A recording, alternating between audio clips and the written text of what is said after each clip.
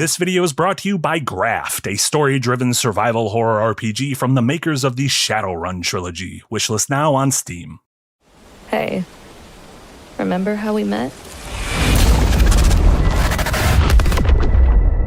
You were sitting there on your bike and you just had to talk to me.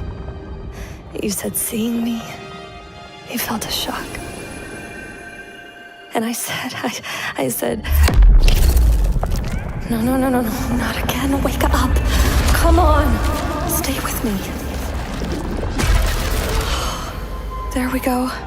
Yeah, it's me. You're safe. I mean, not safe, but... No. You promised you could handle these changes.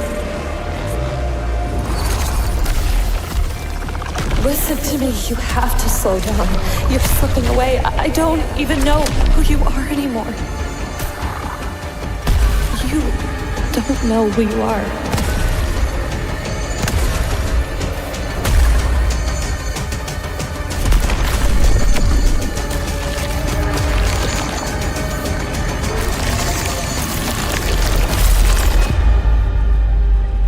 Maybe I don't even know what you are.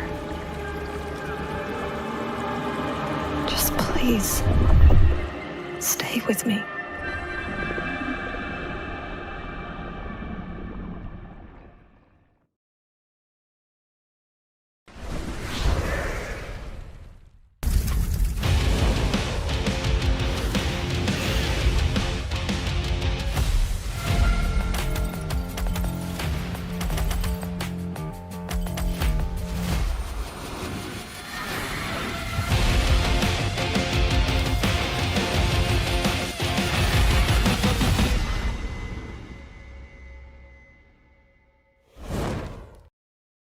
Hey, hello everyone, and welcome back to Firelink Podcast, episode 121 for Thursday, July 30th, 2026. Marty Sleva here, joined by Nick Calandra, Casey Wosu, and producer Eric.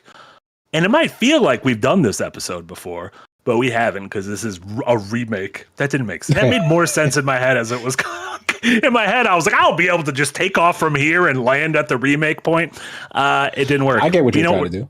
Yeah, exactly. And that's the important thing. Words are descriptive, not prescriptive. I think that's also a saying. You guys can look it up. That also get what you were trying to do there. Welcome, everyone in YouTube, anyone listening in your podcast service of choice. Appreciate having you all here. We got a great show for you today. Our big beefy topic is going to be remakes. That's a thing that is... I don't want to say in the news because it's just been in the news and been a part of gaming. We'll talk about it kind of forever, but becoming a more and more important part of gaming. I would argue every AAA publisher is leaning on remakes going forward. And so we're going to talk about some of the big ones in the last couple of years, some of the big ones on the horizon, games we'd want to see remake, and what are kind of thoughts on remakes as a whole? Because I think it's way more complicated than remakes are bad, stop doing them. Because everyone who says that ends it with a ... and then is like, but unless you do Infamous. And I'm like, well, no. Now you're just saying you want remakes of the games you like. That you like, yeah. But yeah, we're gonna chat about that stuff we've been playing and a little bit of news coming out of EA. How are you guys doing? Nick, we were talking right before we went live. You are moving imminently, which is exciting. Yep, getting packed up finally. We got some scratchies coming. Might be your phone. Phone's not near it. We definitely got some scratchies, though. As soon as you started talking, we got scratchies. Buzzy mics. You know what? Well, first, Casey, how are you doing? Hey, I'm doing all right. It's been busy. I am planning a birthday party for a small child who looks a lot like me. So that should be fun. So yeah, like that's in the process. I have to do like so much shopping. Because like it's at a place, but like it's a place where like, oh, we're the place and that's it. Like you bring all the shit that you want to put in the place to this place. So I have to grab all that. Is it like a park? No, it's like a gazebo at a park? It's a place called Activate. And okay, is it kind of like a Discovery Zone? Do you remember Discovery Zones when we were kids? Did you have a Discovery Zone? Yeah, Discovery Zone was like maybe like a how do I want to say Chuck E. Cheese? Because Chuck E. Cheese was a very different thing. But it's like, yeah, it's like a play place where kids go. This one is way more like, what's the right word? It's like fitness centric, but it's still, it's very game-ish. Like, imagine if, Eric just found a trailer for it. Imagine if like Tron was like an interactive experience, I guess. Okay. So like, you go in like all these different rooms, like they put like this wristband on you that reads like your plays and your score or whatever. Sure. And, like, you play like these sort of interactive games. That seems really cool. It's really fun. I've done it already with the boy in the past.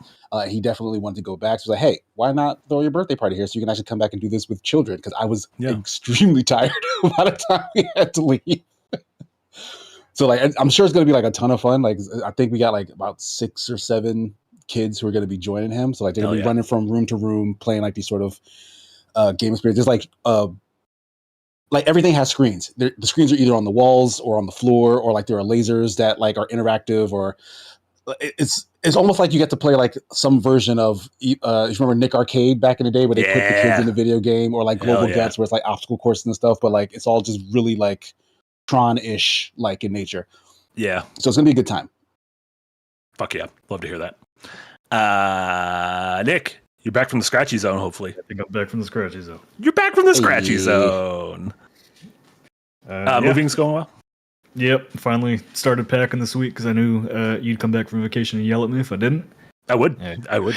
It wasn't a yelling. It was just it was like a subtle disappointment. You know what? Yeah, I'd rather be yelled at than have disappointment, Marty. Honestly, same. But yeah, just it's kind of funny going through. You know, my dad basically like 2 months ago brought all my childhood stuff from his house to my house. That now I have to go through because I have no room in my apartment for it, and either get rid of or keep my most important mementos. So I'm like finding all these like little mementos. I'm like, do I really want to keep this? And they're like, no. Is this thing going to be valuable in a little bit? Who? What is this? Did you put up there? I look like a weird fascist. The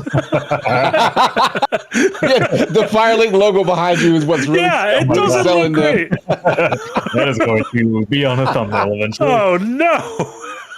What was I doing there? It was in the winter because I was wearing a cardigan.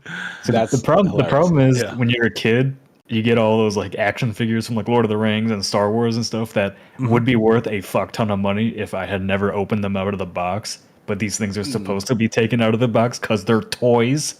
Yeah, and keeping things in the box for me as a kid is that's weird shit. Yeah. As a kid, unheard of. Yeah. When I have kids, I have now figured out buy one for them to take out of the box, buy one for me to be a millionaire at some point in my life. You could buy that stuff now if you think it's going to make you a millionaire. You don't need the kids to buy a thing and save it. I can't go to the toy store and buy a kid. The problem is only 5% of that shit gets you rich, and the rest of it is just a bunch of useless garbage that doesn't matter. Yeah, it's basically like a lottery ticket. Yeah. So because like you don't necessarily know what increases in that level of value over time. Oh, Because you don't know why until years and years later. Yeah, I know fucking the Earthbound box would be worth a lot if I would have kept it. But one thing I still have though that it is worth quite a bit of money is I have the like that gold box of the original Star Wars trilogy on VHS still. Oh yeah, that's cool. I have a feeling VHS is it is absolutely coming back. Hipsters. I have a feeling it's going to be coming back as like a collector's valuable item. VHS is the stuff. Yeah, the only things I'm keeping that probably still worth something are like I have a lot of sports memorabilia cards. And did I say $10? All right, well I'll just go kill myself then.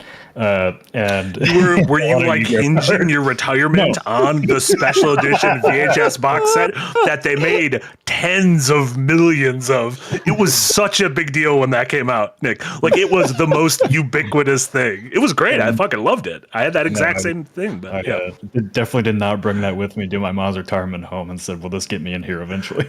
Will this save me a bed?" But not for the reasons you're thinking. I'm not gonna have Social Security. Will this work? Yeah. You know who doesn't have to worry about pawning off a VHS box set for their retirement.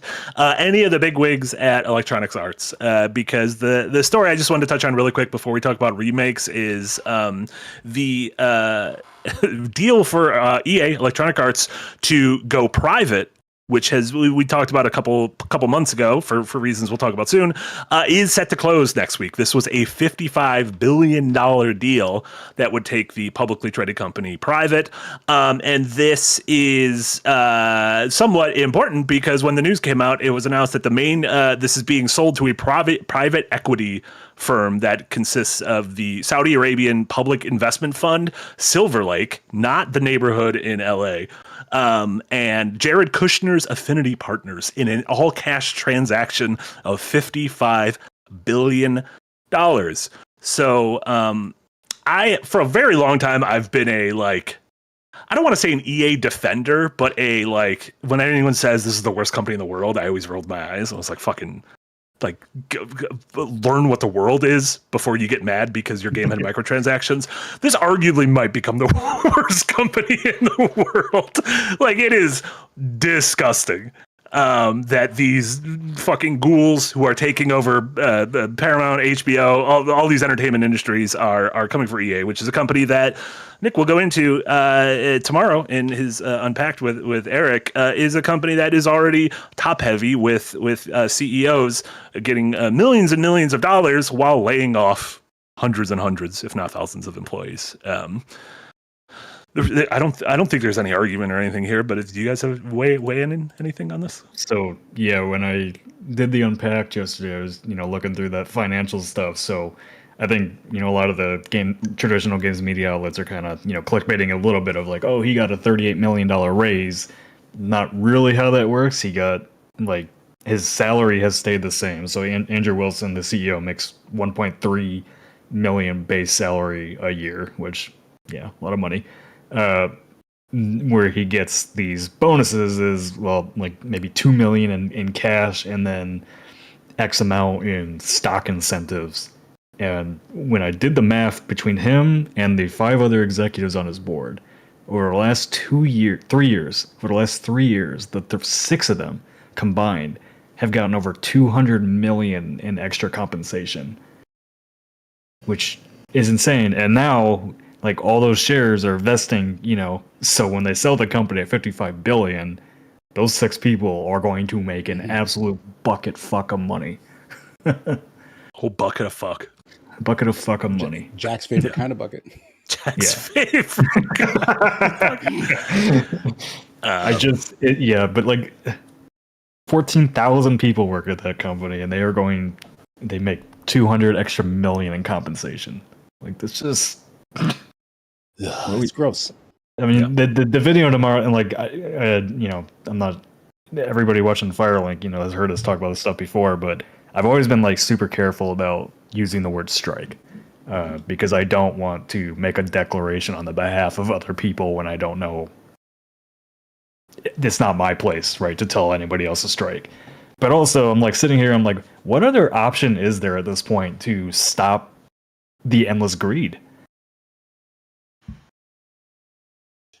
Historically, that has been the most effective method is to withhold labor. Yeah, because boycotts ain't gonna do it, because the online space says it, never does it, and normies don't pay attention to this shit at all. Mm-hmm. So it's any change that's gonna happen at these companies has to come through inside the company. We've done boycotts. Why don't we try girlcotts?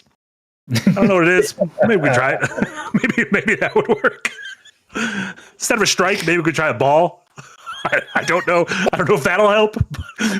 We're out of options at this point. I feel like this is just one of those, let's throw shit at the wall and see what sticks. 30 more minutes of his set, and you everyone's going home real happy. I just that's very dumb. I just look at I just remember even being at Enthusiast Gaming, and I bring up this story a lot because it changed. I used to be really into business and this kind of stuff, and the moment that changed was just knowing that some of the other outlets on our network were being paid $2 an article, and the COO said in a town hall meeting, we hire talent so I can sit on my ass and collect a paycheck. And I'm like, after he said that, I never like thought my entire worldview changed. I was like, I was radicalized in an instant of like, you guys fucking suck, and I will never trust somebody like you ever again. Yeah. It sucks. Yeah. Not a whole lot there, and honestly, it doesn't like. I don't know. It's like EA is one of those companies we don't follow or we don't cover that much because they do a lot of annualized franchises that we don't touch. Yeah, they've run out of like things of interest for us to talk about. Like EA used to be a big deal. Yeah. And even then, like EA, let's like be real for a second. EA is like a linchpin in terms of like video game publishers. Like they have a long history. They've made classics, right? They have a lot of pedigree behind them, or at least used to. But even then, when they were kind of at their height, they got voted twice, right, as the most evil company in America. What was the world even? Yeah. Online mobs will do online mob things. Yeah, so like that, as ridiculous as that sounded then, because like sure, like they make video games. How evil can they actually be? Them being co-opted by the Saudi government and whatnot starts to actually bleed into that narrative in a way that is a little more in line with that perception. Like for better or worse, I don't know. Because like you said, Marty, there are a lot of other industries, sports entities and whatnot that have also been absorbed by like this oil money. Yeah, I mean, and we're seeing it in sports a ton too. Like we're seeing it. Like I used to be a thing going on right now. Yeah, and I was like, world up to private investors for like a year or two. I was like super into wrestling. Like I got back into WWE, and I just kind of have fallen out that because so much of this shit is like you can so clearly see the greed that WWE and UFC and TKO are going after here and cozying up and being like WrestleMania is gonna be in Saudi Arabia, and like it's nothing against obviously the country, but like you're right. This is blood money that they're trying to sports wash a fucking like genuinely fascist evil regime. I don't know, as Americans it's hard to talk about that because our government is not that much better. Like the president of the FIA, of the governing body right now, is from the Saudi group. Like they've bought their way into all this stuff right now, and the intention is, like you said, to wash the image. Yeah, they want to have a level of control. Yeah, we've talked before about like how hard it is to like let go of companies. I think in some cases, because some of these things are so intertwined in your life. But I've been trying to make an effort to do that. Like Spotify, the second I heard an ICE ad on Spotify, I canceled that shit. Never went back, and I will never go back. You heard an ICE ad on Spotify? I was about to say I have Spotify Premium, so I don't hear ads. But that might make me the bad guy. they were running ICE ads. Yep. Like UFC. What is an ICE ad? What do you mean? Yeah, what does that mean? Like an ICE recruitment ad. A recruitment ad. They want people to join. Okay. Yeah. I was like, what is like? Is like, oh, but by the way, this podcast is sponsored by MeUndies and ICE. And I'm like, what does that ad read? Yeah, but no, started watching UFC like years ago because of Dana White and all the MAGA shit he's doing, and I unsubscribed from Paramount because of what's going on over there. Like, I'm making active choices. I'm trying. I think data centers will fix all this. I think this is a problem that could be fixed by data centers. I'm not 100% sure what data centers do, other than they are very clearly evil. Yeah. That's a nightmare. Yeah, there wasn't a whole lot of in-depth anything to that, other than that really fucking sucks. I'm fascinated to know what it's like in EA right now for the average worker there, knowing this is coming. Sure. To someone who at BioWare is working on the next Mass Effect, or who's working on Star Wars Jedi 3 or the next Battlefield or whatever, like, even if you're working on fucking FIFA, like, you're just trying to make a game people like and that you guys are proud of. Like, you can't choose who your fucking evil bosses are. Do you think they'll do a mass walkout over this? No. No, I don't. Because I think it is extremely hard for any group of people to do that. And it's not because organizing is hard, but also because everyone's fucking poor and barely keeping it together. And if you have a family, and if you have kids, if you have parents you're taking up, if you have a fucking rent, like, yeah, I don't blame anyone for not doing it. It's scary. Yeah, that was my struggle writing Unpacked yesterday. Is like, I just, like, where is the breaking point for this stuff? Yeah. Like, what? I don't know. It's scary to think about, like, getting to that point that things are bad enough that, like, you know, there is no other option. Mm-hmm. First world problems. It's just become everyone's problems now. Who's the first world? America? Former first world. Let's give us a little asterisk. Like, literally outside where, I turn right out of my subdivision, and then down the street, like, on the side of the road is just the road is falling off into, like, a ditch. And every time I drive by, I'm like, that sounds like America in a nutshell. So that's great. What a great metaphor! Just like right down the street, just right there. Writers who use subtext and they're all cowards. But yeah, we'll keep, if anything changes with that the next week, we'll keep you posted. Otherwise, we'll be continuing to check out our new Madden podcast starting next month. Madden About You, where every week we're gonna talk about what's going on in Madden. Honestly, that'd be a really funny one-off podcast. I wouldn't be mad at that. You wouldn't be mad at it. You wouldn't be mad at it. Right, someone write that down. Anyway, okay, nobody write that down. There's a couple podcasts I do really like the idea of. Did I view that the Urkel rewatch podcast? every episode of Family Matters. There's a big market we're not tapping into. Let's talk about remakes. I don't have a transition. No, we wanted to talk about. We figured remakes might be a fun topic. A, there wasn't any like giant news that we're all going to gather around. B, there wasn't any giant new release we're all going to gather around. But this is something that, like I said, literally every big publisher is doing it.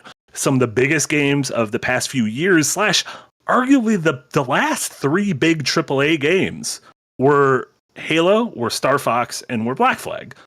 3 remakes by 3 massive companies in Xbox, Nintendo, and Ubisoft, and then the list of upcoming games this fall into the spring, into the 27 and 28, absolutely just inundated with remakes. So yeah, as like a Casey, at like a gut check level, what's your temperature just on the concept of remakes in video games?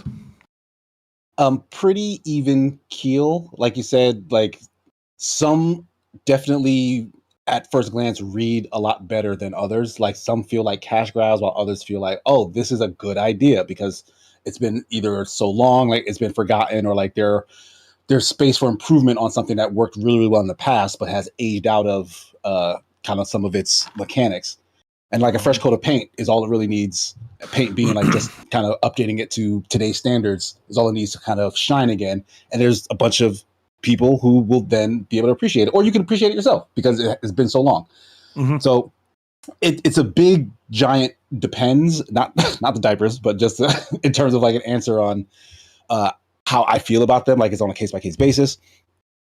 That being said, the remakes themselves also come in different flavors, where some are very faithful, and that can be either a good or bad thing, whereas like this could have used some changes, whereas the thing was kind of perfect at first, and so just bringing it forward in time is good enough.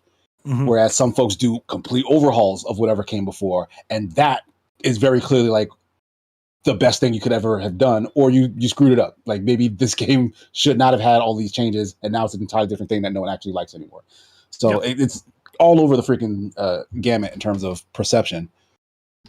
So it's very much kind of its own unique thing. Like, anyone can try a remake. Whether it's going to be good or not is not necessarily because it's a remake. It's just based on the execution, really. Yeah. Nick, how do you feel about that? Yeah, I echo what Casey said.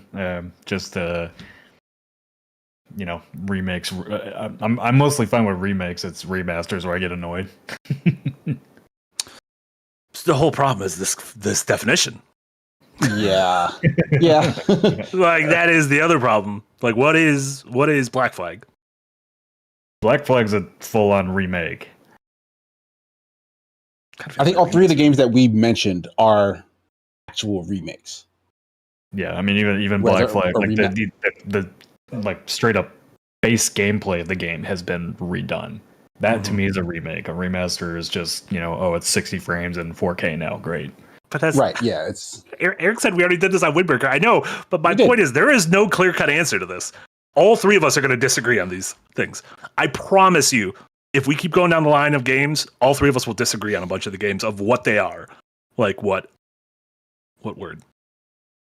Like if something's a remaster, a remake, a reimagining, Or a an reboot. adaptation. I think we need more words. The problem with gaming is we use the same couple words that we've been using since the fucking 80s, since the medium was in diapers. And it just doesn't work. Like Final Fantasy VII Remake is called a remake. It's not a remake, it's an adaptation. It's an adaptation. It's an adaptation in the same way the that sounds Odyssey is fair. an adaptation of the Odyssey.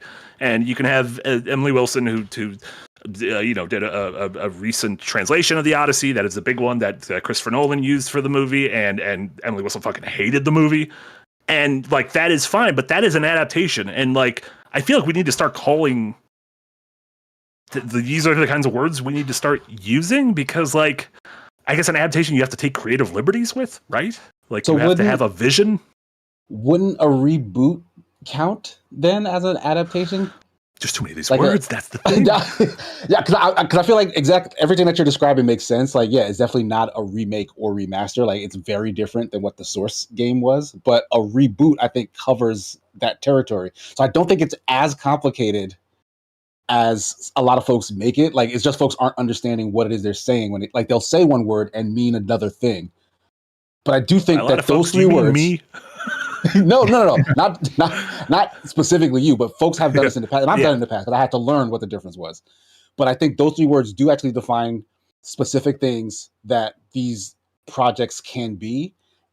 And if you just understood what they were trying to do, then they would fall in those categories fairly neatly. Like I think there's very little that actually falls outside of one of those three, which is reboot, remake, or remaster. Sure. Yeah, so I mean, Like a so reimagining is like another word, but that's just a reboot. Reboot to me though makes it feel like you are doing something with the intention of, like, I wouldn't call the Odyssey a reboot. Like the reboot to me feels like you are attempting to a franchise or a thing has stagnated and you are attempting to jumpstart it with those Okay. defibrillator pads, And take it and you are in a new taking a direction. risk on what you are doing in hopes that this will pay off and you will be able to then have this as kind of a tent pole going forward. Okay, I can see that. And you could argue Star Fox, Halo, and Assassin's Creed are that, because those are franchises that have seen better days. And that it feels like this is almost let's go back to basics. Like Silent Hill 2 remake felt like a reboot to me. It felt like a let's go back to basics and let's see if a modern audience can digest this. I think If a so, we reboot- can move forward in this direction. I think a reboot just has to. I mean, usually when a series is rebooted, it takes it in a completely new direction with new characters, story, I think whatever. that might be key.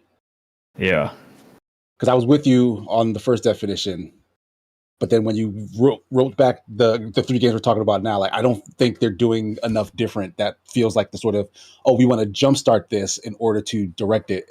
These three in particular very much feel like callbacks. Like we want to remind you that this is what this series is, not necessarily attempt to move them in any particular direction. Yeah. Yeah, I guess there's But again, Halo the lack of Infinite. words. Halo Infinite was a intended reboot for the franchise. You take it, new story, new direction, gameplay wise, all that kind of stuff, making it open world. But yeah, Silent Hill Sure. 2 remake is still the same core story, same characters, just with a remade core gameplay system. Yeah. Same with Halo CE is a true remake because they took what worked from the original. Aren't there several Halo CEs? Halo campaign Literally, the first Evolved. Halo is Halo CE. Fine. Halo campaign evolved is a true remake because Okay. they kept what worked, updated it to modern standards, and then fixed like the back half of the game. Mm-hmm. So that to you is a remake. That's a remake. I haven't played it yet, so I can't argue one way or another with what I don't think what I it will is. play it. Yeah, like I am gonna play it. I'm excited. I fucking miss enjoying Halo. I miss enjoying Halo and I miss enjoying Gears, and I want to like those two again.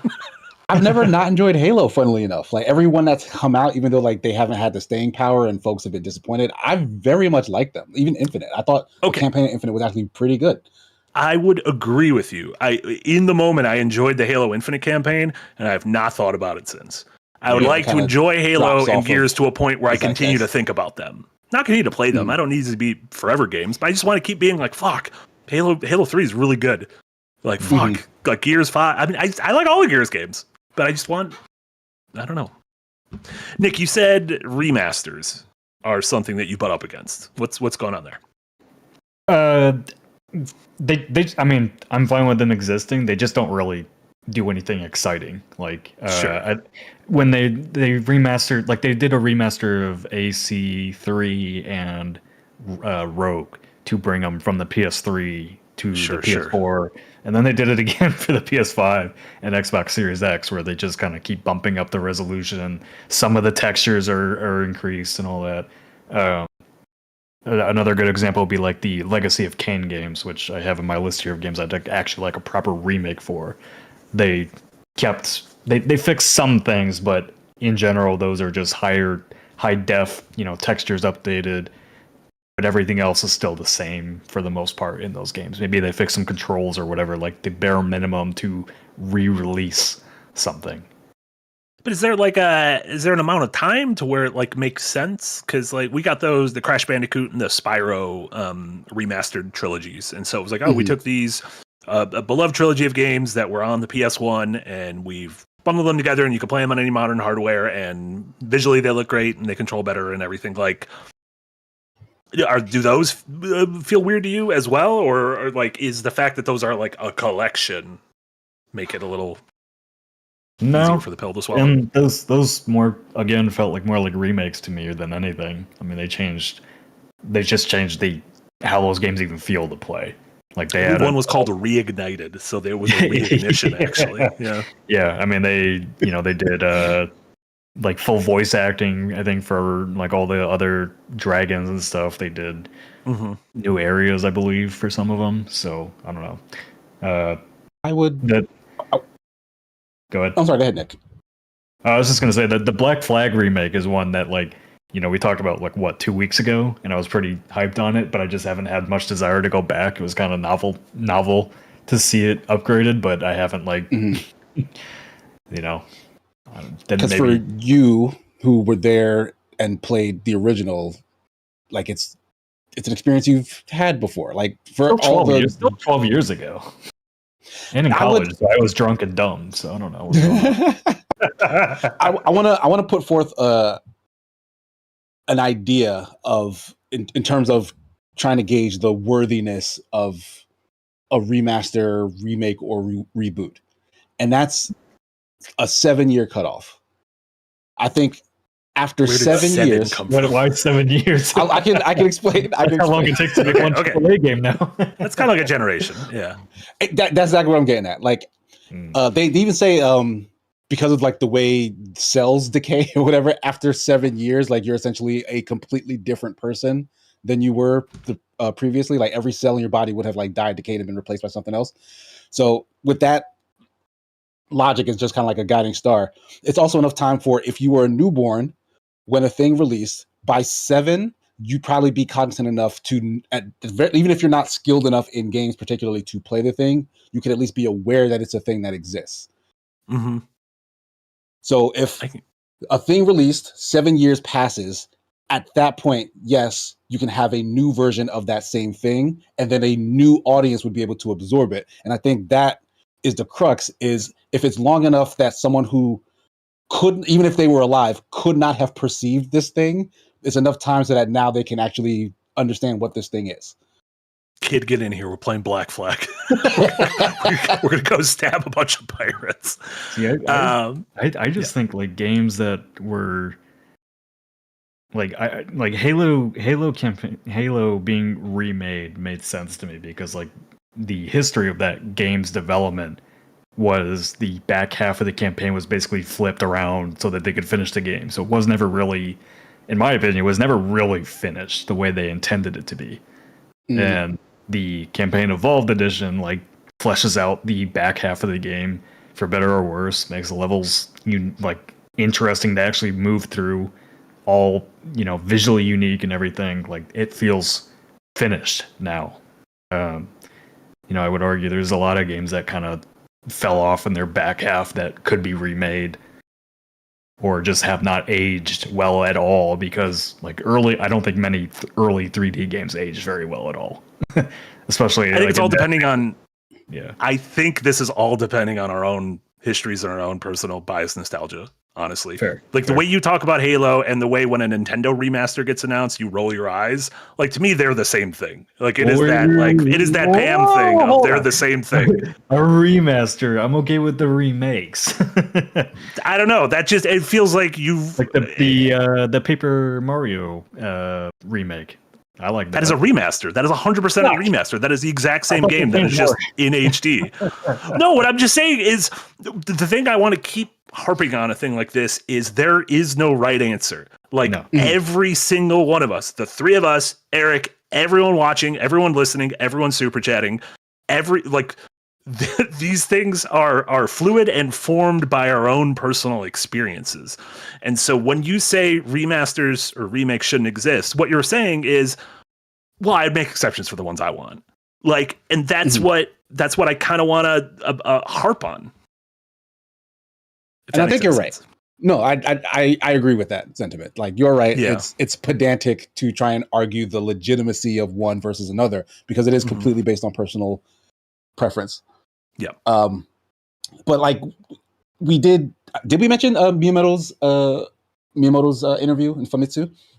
No, that was you brought that up at the start. Tell us. Yeah, because I think his philosophy on why Nintendo in particular does remakes like kind of brightens a lot of the pessimism around remakes and reboots, etc. Because like he's literally saying, I'm doing it for the kids. Like there's a bunch of kids who don't know what Star Fox was. So I thought we'd do a new one and those kids now get to experience Star Fox. But then it also serves as kind of training up their maybe junior devs on an engine and building up the stuff necessary to then make a new Star Fox if it sells well. Because that's the business side of Nintendo. Nintendo's always business as well. So like it has that double benefit of being useful to the company for like their goals, but then serving the audience in a way that's not just monetary. Like, yes, they want to make money, but like the goal isn't, okay, we need something to sell. This has sold before, therefore let's sell it again. Because that's what a lot of the AAA stuff kind of ends up feeling like. And that's why, especially if people don't have nostalgia for like a announced remake, they just look at it as a money grab. Because sometimes it is. Sometimes it very much is just that. Yeah. No, I can see that. I like the point of now that kids can play it, even though all these companies have not held on to their histories and resell it. You could still play the original Star Fox if you really wanted to. Well, all these the thing about games are different than other mediums because a movie being remade, you can roll your eyes and be like, why are they doing fucking live action remakes of Moana when this movie is 10 years old or whatever, 15 years old? And it's because and I think those are dumb because the verbs you use to consume a movie have not changed in 100 years. You fucking sit down in a chair, you watch, and you listen. Games, you are physically interacting with them, and however in depth and however novel and articulate that interaction has grown over the decades. And so the way we interacted with Ocarina of Time in 1998 was mesmerizing, was transformative at the time. Like no one had ever played that. If people go back to Ocarina of Time for the first time now, I totally get when they're like, this is the N64 controller is so weird. This entire thing is so weird. Early 3D games are so weird.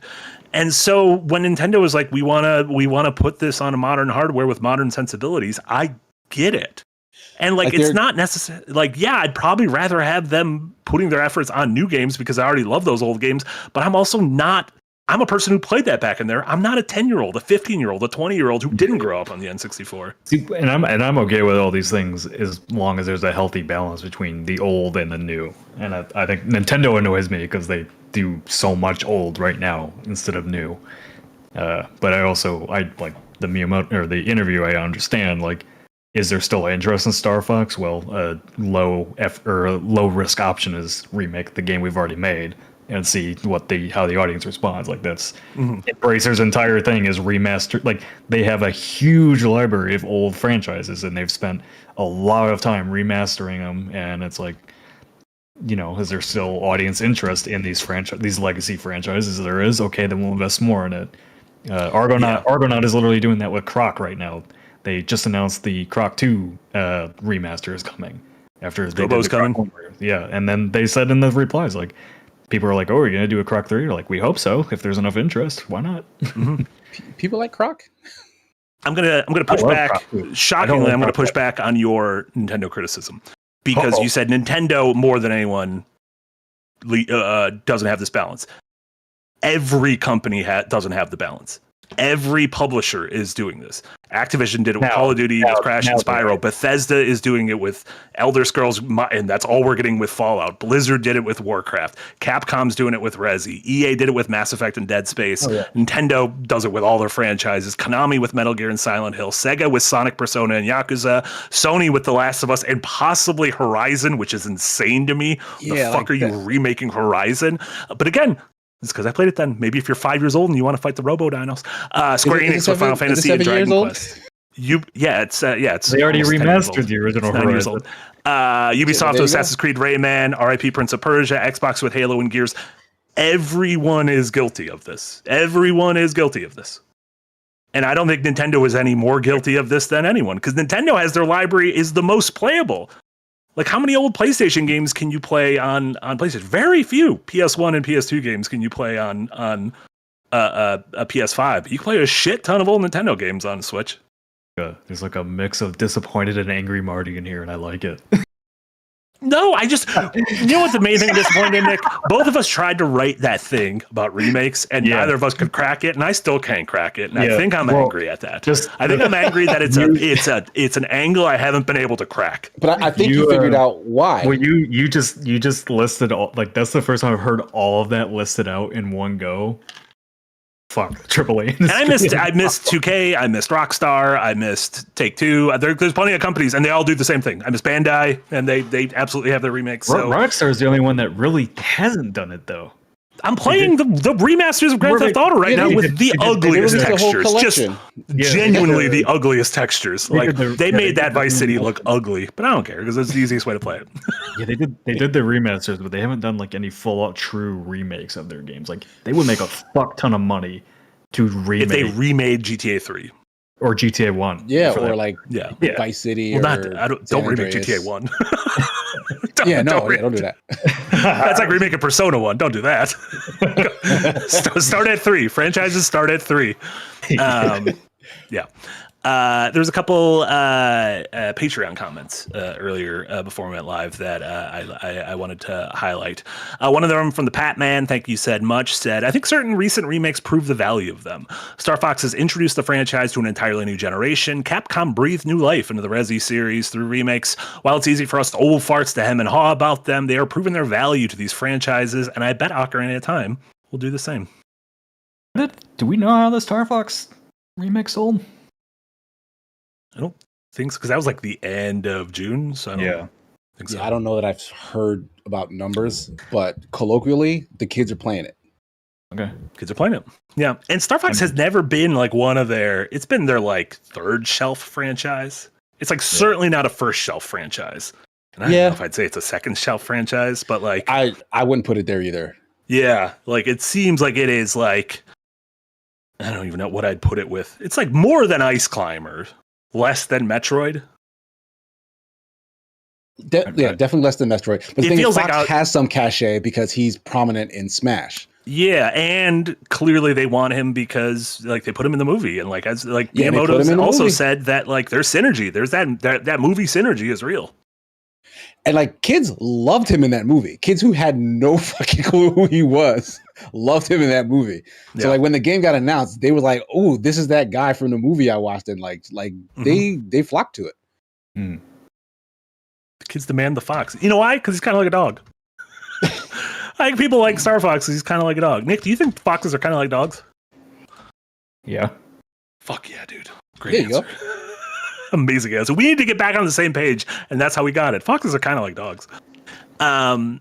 Also in the Patreon, thank you so much, Insomnia Inc. You get the remakes that are obvious cash grabs, but trying to stay positive because of Halo, because of Campaign Evolved. I played my first Halo game ever this week and absolutely loved it. We were a Nintendo family, never owned an Xbox or a PlayStation, so I've been doing a lot of that lately with these remakes and remasters. That's also another thing with, especially like with these exclusive games, like, yeah, there's a lot of people who just never had an Xbox. So the idea that if you have a PS5, you can play Halo 1 now and finally be like, what the fuck have people been talking about for the past 25 years is kind of cool. Yeah. Obviously, that's probably not going to stay. I don't think Xbox is going to continue giving PlayStation their remakes. But I don't know. Like drug dealers, like lure them in with one freebie, and it's like, you gotta come back over here. Exactly. Yeah. Price of the brick went up. And then Guylac, thank you so much, said, how long should a remake be? Same as the original? Should it flesh it out with some stories or mechanics, or should it cut things to make it more focused and linear? I'm specifically thinking of Final Fantasy VII versus Star Fox remakes. Okay, so you kind of you talked about that a little bit in your essay about Star Fox. Like, do you think the stuff they added to the Star Fox remake, is that the right amount? Would you have liked to see more original levels? Do you think some of that kind of padding and narrative cohesion is what you wanted? As a remake, I think it was fine that they stuck with what, like, content-wise, what was in that game, but they added a lot of fluff, like a lot of visual flair, like cinematics, like codex entries that just give you more lore and background information. All that is great because it just didn't exist in the first, but it was all referential to the first game. But we just finished Star Fox Zero, which is kind of another remake of Star Fox 64. Like, it was literally the Star Fox 64 plot, but they did the thing where, oh, we're putting in more missions, we're putting in more scenarios. Like, they remixed what happened along that story along the way. And because of the Wii U, it kind of didn't work the whole way through. But overall, I thought that was actually great as well. So, like, I think either version works. It really just depends on kind of what direction you're trying to go in, and mainly, I guess, what the source material had to offer to begin with. Because similarly to like stuff like TV show or anime adaptations, sometimes they don't work because they're trying to cram too much into too small a space. But other times that's needed. Like the One Piece live action thing is cutting a lot of unnecessary junk. These actors would die by the time they would be able to finish the story. Yeah, and like 100%. They are making a better story because of that. And sometimes that level of alteration works in games as well. So again, it depends. Which feels like a cop-out answer, but like it really does. A lot of this stuff is the annoying thing is it kind of is like, I know. So I saw Eric I will eat crow. The 1,000-Year Door is considered a remake. I think that's bullshit. I think if you can use the original strategy guide, it is not a remake. If I can use the original strategy guide to get through tricky levels, to find secrets, to hone in my strategies, I think that is a remaster. I think Shiggy-san is trying to trick all of us. That's what I think. But that was the point anyway, is that none of the labels actually hold enough water to be used properly. So what I'm saying is back off. Don't be mean to Nintendo unless it's about these words, in which case let's pounce. Let's bite them in the neck. We also had we have a shit ton of super chats. Do we want to go to those? And a lot of these are really good about things we want to talk about. Yeah. These are we're still in remake zone. We're not out of the remake zone. Don't worry. Andrew, well, a lot of these are going to start out of the remake zone, to be honest, because they're going to be about EA. But we're going to get back to the remake zone, I promise us. Andrew, thank you so much for the $5 donut. I want to shout out a game called Sunderfolk. It's basically a TTRPG in video game form. I think it can make a great second win group stream. Nick, I feel like you've been trying to get folks to play this game for a few years. Yes, I've recommended it to the Adventures Night crew multiple times, and nobody listens to me. We played something. This is a Boy Who Cries Wolf thing, because you also recommended that gambling game. We didn't like that. Bring up my PTSD from that. We landed the plane. The plane was gonna crash. We ended up landing it. I think it was a great last hour of the gambling. I'm just Thunderfolk. Cut your head off in that game. That's true. I was just a rolly head. The Adventures Night Crew streamed Demio. Right. Yes. Yeah, you guys had a good time with that. Yeah, it was fun. Yeah. Well, you should try Thunderfolk. I honestly have no memory of whatever this was. If you suggested it to us, I have no idea what this is. I bet if I search in our Slack right now, I'll find it. We can't because we're on the next question. Sinos the Hedgehog, thank you so much. $2. My morale is certainly improved with the Croc 2 remakes. Look, there's dozens of Crocs. I was never a Croc guy. I feel like Croc feels very British to me. And I know Nick's not British, and I don't think Sinos the Hedgehog is British either. Crocodiles don't exist in Britain. The 3D platformers I grew up with were like Croc and Frogger. Frogger 2 Swampy's Revenge. Frogger 2 Swampy's Revenge? Yeah. Frogger is like an old Atari thing to me. Like I knew that they were making newer ones later on, but like they never crossed my mind as a thing that I should ever go near. Frogger 2 Swamp's Ass. Did you know when Frogger grew up, ended up dating Slippy? That's a common No, fact. remember his girlfriend is Beauty Frog. Oh, yeah. I forgot. Just Beauty Frog. turned us on to Beauty Frog. Incredible. The only sexy cartoon frog in existence. Shout out to Beauty Frog. Easy peasy. Thank you so much, $5 dono. I'm sick of media regurgitating the same things over and over again, except for the thing I like. And why aren't they redoing the other thing I like? Thank you. Easy peasy is my burner account. Exactly that. Yeah. Rocket Powered Redneck. Thank you so much. A $2 howdy. Appreciate you, Rocket Powered Redneck. Ohm's Law Enforcer, which we learned about. We learned about Ohm's Law yesterday. Thank you so much, $10 Australian. Here's the money I saved playing via Game Pass. No sass, less mystery, sanitized and reductive with a bucket of Unreal poured over it. That's what passes for Evolve these days. Marketing a nav point to disappointment. See, everyone can. Is there any? What do we think is the highest Q rating for a remake? What is the one remake where everyone's like, yeah, that's actually like, that's good, and it's good that you did it? What'd you say? It's Tony Hawk Nintendo's 2? Doing right now, right? Resident Evil 2. Oh, Resident Evil 2 might actually be. More than Legend of Zelda Ocarina of Time? No, because I'm seeing a bunch of people like, why are you doing this? This game doesn't need to be remade. Really? Okay. I was not aware. Yeah, I'm not there. Listen, fucking feed me my nostalgic slop. They just put out they just put out the sales number for the Resident Evil 2 remake the other day. Like, it sold like 16 million copies now. Mm-hmm. Yeah, I think Resident Evil, because Resident Evil 2 is also horror game selling that is unheard of. It's also because Resident Evil 4, its remake, just as good, if not better than Resident Evil 2. But the problem was that Resident Evil 4 original was already kind of there.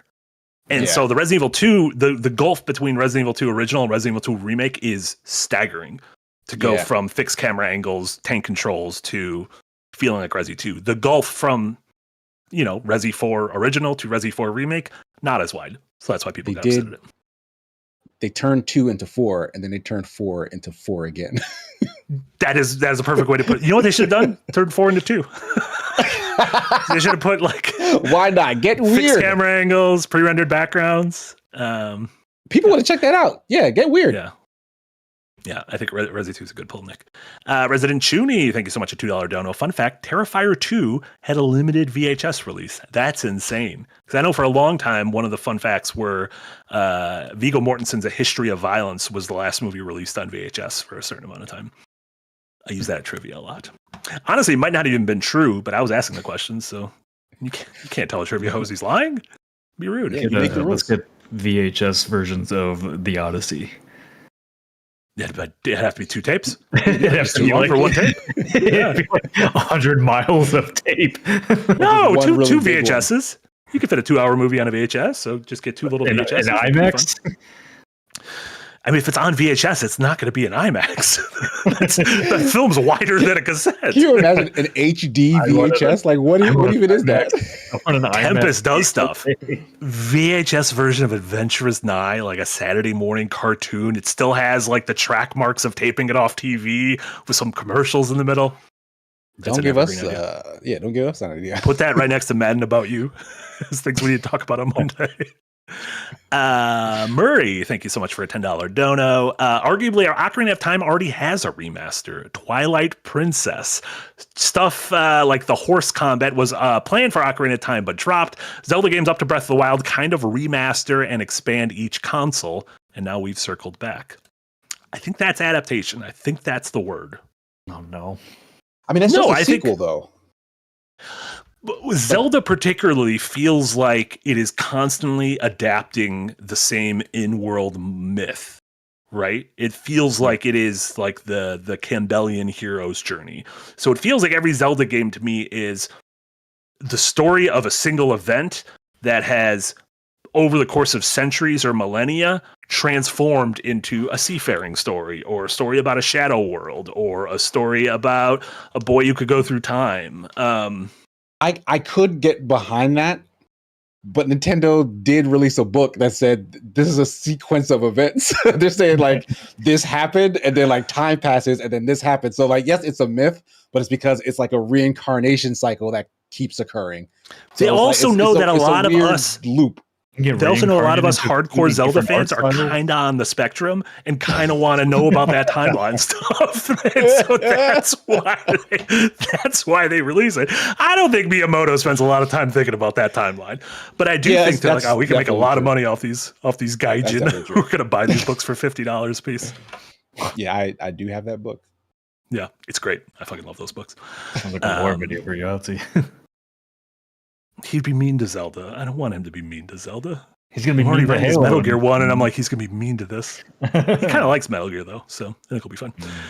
Mopman, thank you so much, $5 dono. Fun fact: boycotts are named for Captain Charles Boycott, a representative of a landlord who had one organized against him in 1880 in Ireland. Is that a picture of him? Looks like a man you would boycott. He was the one boycotting, I think. He was doing the boycott? No, boycotts are named after Captain Charles Boycott, a representative of a landlord who had one. Oh, he got boycotted. Yeah, he got boycotted. Okay. Oh, so it's like, we're going to do to this what we did to boycott. So it's like Grinch? It turned into a verb. No, Grinch did the Grinchin'. No one Grinched him. Right? This dude got boycotted.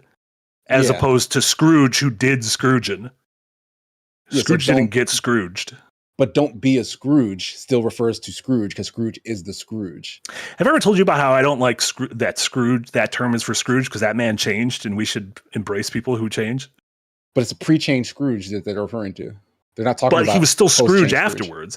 A Scrooge should be someone who's like Grinch. They shouldn't have negative connotations.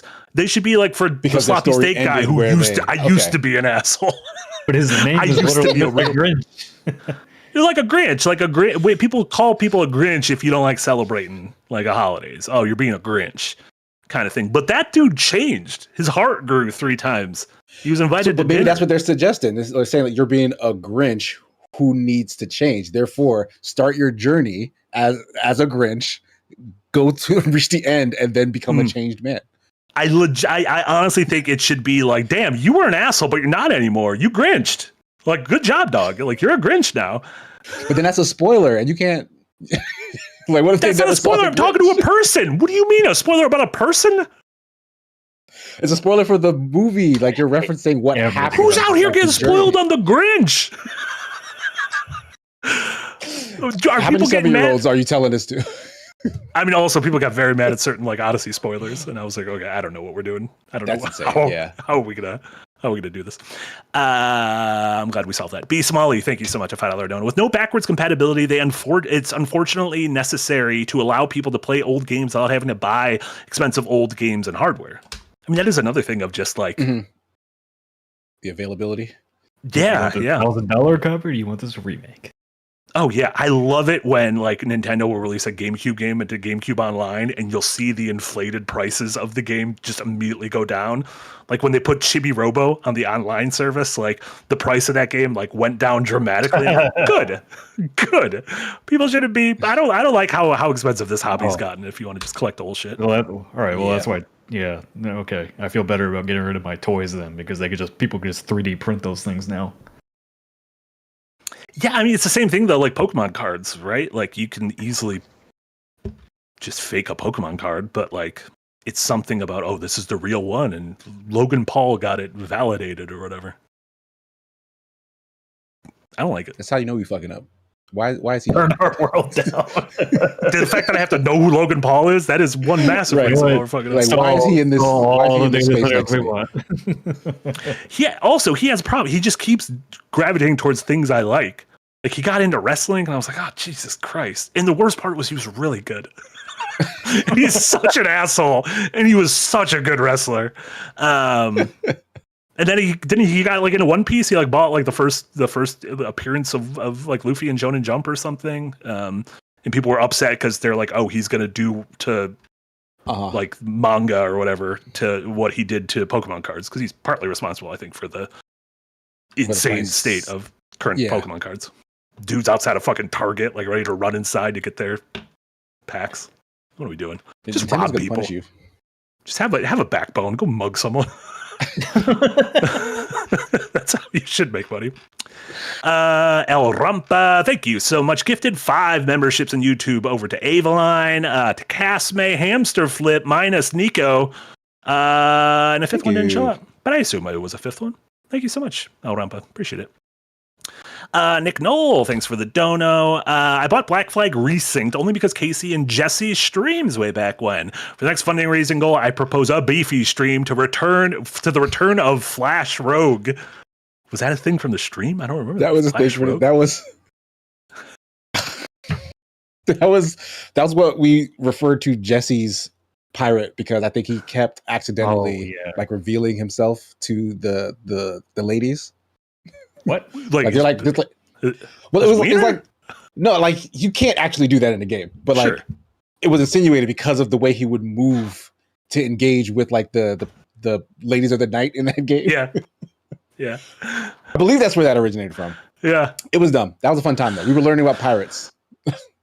that was the Get Jesse to the Greek series, which we then turned into the Get Jesse. Oh yeah, because it was God of War. It was Dante's Inferno, right? And then Assassin's Creed. I think he played like one stream of Black Flag. No, we did a couple of Black Flag. We just didn't finish it because that game was that game was too long. Hell long. Yeah. Love it. A lot of games we've streamed getting remakes. We summoned Star Fox. We got Dead Space, Metal Gear, Assassin's Creed, the God of War trilogy getting remade. Just not Viva Pinata. Just not Viva Pinata. Well, you haven't streamed it, have you? I did. Wait, what? They ignored and way back, and they ignored me. Who's they? Amy and I streamed it together. Who was they? Xbox? Phil Spencer? Yeah. He doesn't work there anymore. Asha Sharma hasn't seen you stream it. How the hell did Eric find that? That was so fast. Eric's really good at Google. I feel like when my mom will tell me I'm good at computers, and I'll be like, that's sweet of you to say. I'm not. Like, I'm easily the worst person at work. And so I feel like when I look sometimes at Eric, I'm like, damn, Eric, you're really good at computers. Shout out to Eric. Inverse guys, thank you so much, an $8 dono. Why can't we just play retro games and accept that it has warts due to the era it was made in? Why does it have to be remade or remastered? I know Inverse Guys is a big retro gamer and plays on like old original hardware and all that. And I get where you're coming from. I do think it kind of comes down to, I think the warts and all are it's an easier pill to swallow when it was the original pill you swallowed. If that makes sense. Like if you are harkening back to like your childhood, it feels like it's easier. Like 8-bit games for me and before, especially like Atari games and shit, hard for me to go back to. Like, I'm not a big NES guy. Like, I'm not Same. a big, like, my love of video games and Nintendo started with the Super Nintendo. And like, that's when I fell in love with Mario and Zelda and Metroid and Final Fantasy and all that. And I've gone back to be able to appreciate those older games, but like, that's not what I'm playing for fun. I'm not going back to play, Final Fantasy 1 or Zelda 1 for fun. I'll go back and play, Final Fantasy 6 or Link to the Past. That's And that's why, oh, go ahead.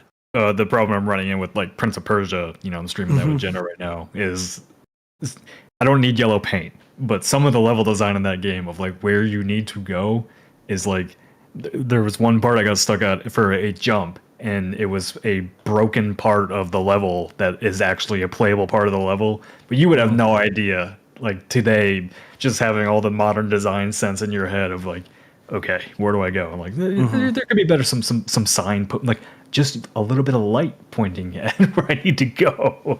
Let's just check on that Prince of Persia remake that's in the works. Oh no, that felt like a game that was prime. But I streamed it, so they're gonna do it now. That is true. Maybe. Wait and see. You wait and see. Yeah. Sorry, there's like 120 people watching me every week play it, and that's enough market data. Yeah. Oh, yeah. Eric said if Nick streams a game, the remake gets canceled. It's the opposite. What were you saying, KC, before? Sorry. No, I just want to mention, like, there's an argument to be made that the way games signpost today might have made us a little. Oh no, we're done. Oh no, we are done. Yeah, like we rely on it a little too much, whereas in the past we would have, also we're streaming, and so we're and you lose some. Or you're even at home and you have a phone next to you, and like you kind of have more on your mind than we did as kids. Like the problem is we grew up. Well, they stopped aiming games at directly children. It was like, hey, adults have shit to do. Let's get on with it. I do like the idea of like games didn't get worse. You're just not a kid anymore. Everything's still you were fine. Smarter as a kid. You were just as a kid. We just had less to worry about. Not even that you were smarter. You had more patience for that bullshit. Sure. Yeah. Like, it's also part of it is exactly the same availability because I was gonna say, none of us grew up. Game to play. None of us grew up in wealthy households, and so it was like, oh, we got a game for birthday. You rented a game for the weekend, and that's what you're fucking playing. Whereas now, the second I lose my interest, I have a million forms of entertainment to go to. Like the moment, like if you can't grasp it, like if a game has a slow opening now, unless I know for sure I'm in it for the long haul, man, you need to stick that opening to me, or else I just don't. Like part of me is thinking, like part of me wants to play Black Flag, but I just know those games have like onboarding takes a long time in that franchise. And like, I just wish I could somehow be teleported to the meat and potatoes in the middle of that game by also having the knowledge of how to play the game. Because if I just jumped into a save file, I'd be like, I don't remember how anything works. I stopped playing Star Fox for a week and I was like, I can't do this. I just admitted that Star Fox beat me. when I was going back and kind of just starting up some more recent titles like Jedi Survivor and God of War Ragnarok, I really appreciate how quickly they get you right into the action in the game. Where a lot of AAA games that I do put down have these really long drawn out intros that I'm like, please, just get me out of here. It's a balancing act. Yeah. Yep. Completely agree. Before we do the rest of the super chats, I want to just close off the remake topic. Looking forward, are there any specific remakes? All this arguing semantics aside, that you're like, fuck, this is I think a good choice for a remake and one I'm looking forward to. Nick, do you have any? Yeah, I was the one that added that list in there. I mostly like when remakes for me. I mostly look forward to games that I did not play ever, and I'm interested in, and I maybe have tried to go back and play now, and it's just too. I don't know. I'm going to sound like a snob, but just not modern enough. Like it. So stuff like Knights of the Old Republic, I'm extremely excited to see what Saber's doing with that. What other ones that I put in there? Witcher 1 has not aged well at all. That is like great, again, a franchise that started at 3. But that is a great game to remake because that is like canonic. I'm assuming the Witcher games have one long story, right? That's the same dude in all the games. Yeah. John Witcher. But yeah, one by all accounts is like crunchy as shit and only on PC, I think. Like, so yeah. Making it a game that plays like the Witcher 3 or probably whatever the Witcher 4 is going to play like seems like a no-brainer.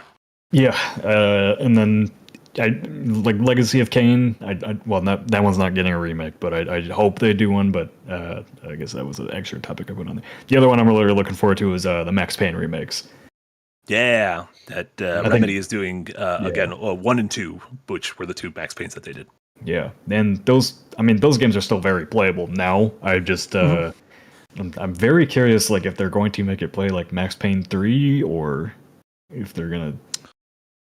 I mean, John Woo. They didn't make 3. They did not make. They did not make Max Payne 3. I think Rockstar collaborating with them on this one though. They are. I think that's what the original report said. It was that Rockstar was collaborating in some way with it. I'd get really behind this if they retroactively like weaved it into the Remedy verse. Because like it's sure. not, but they reference it a little bit in like the later games, like and Sam Lake is just kind of right, yeah.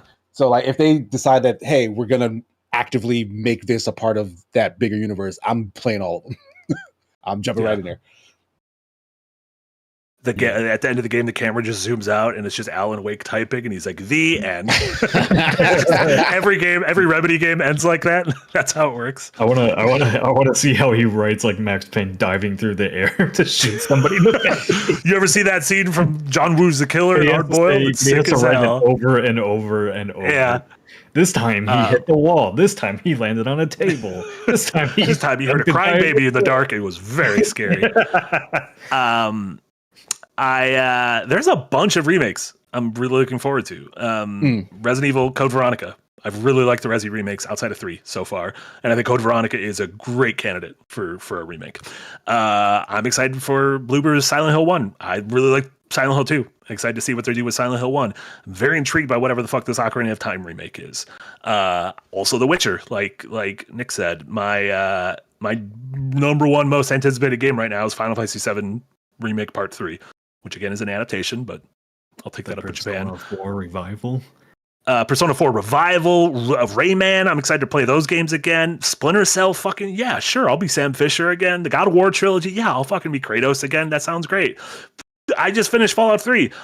Yeah, I'll play Fallout 3 in New Vegas if they give me a nicer looking one of those. I really like those games. Knights of the Old Republic. Fuck yeah, I'll play Knights of the Old Republic again if they're good. Like.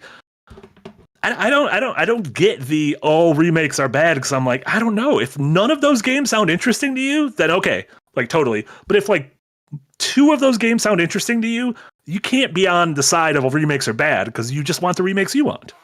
Yeah, and that's just selfish. That's just selfish, and we can't do that here. We have a selfish allergy here. Did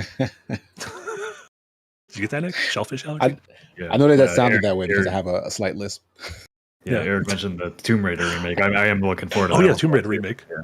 First off, I did not make a joke about your lisp.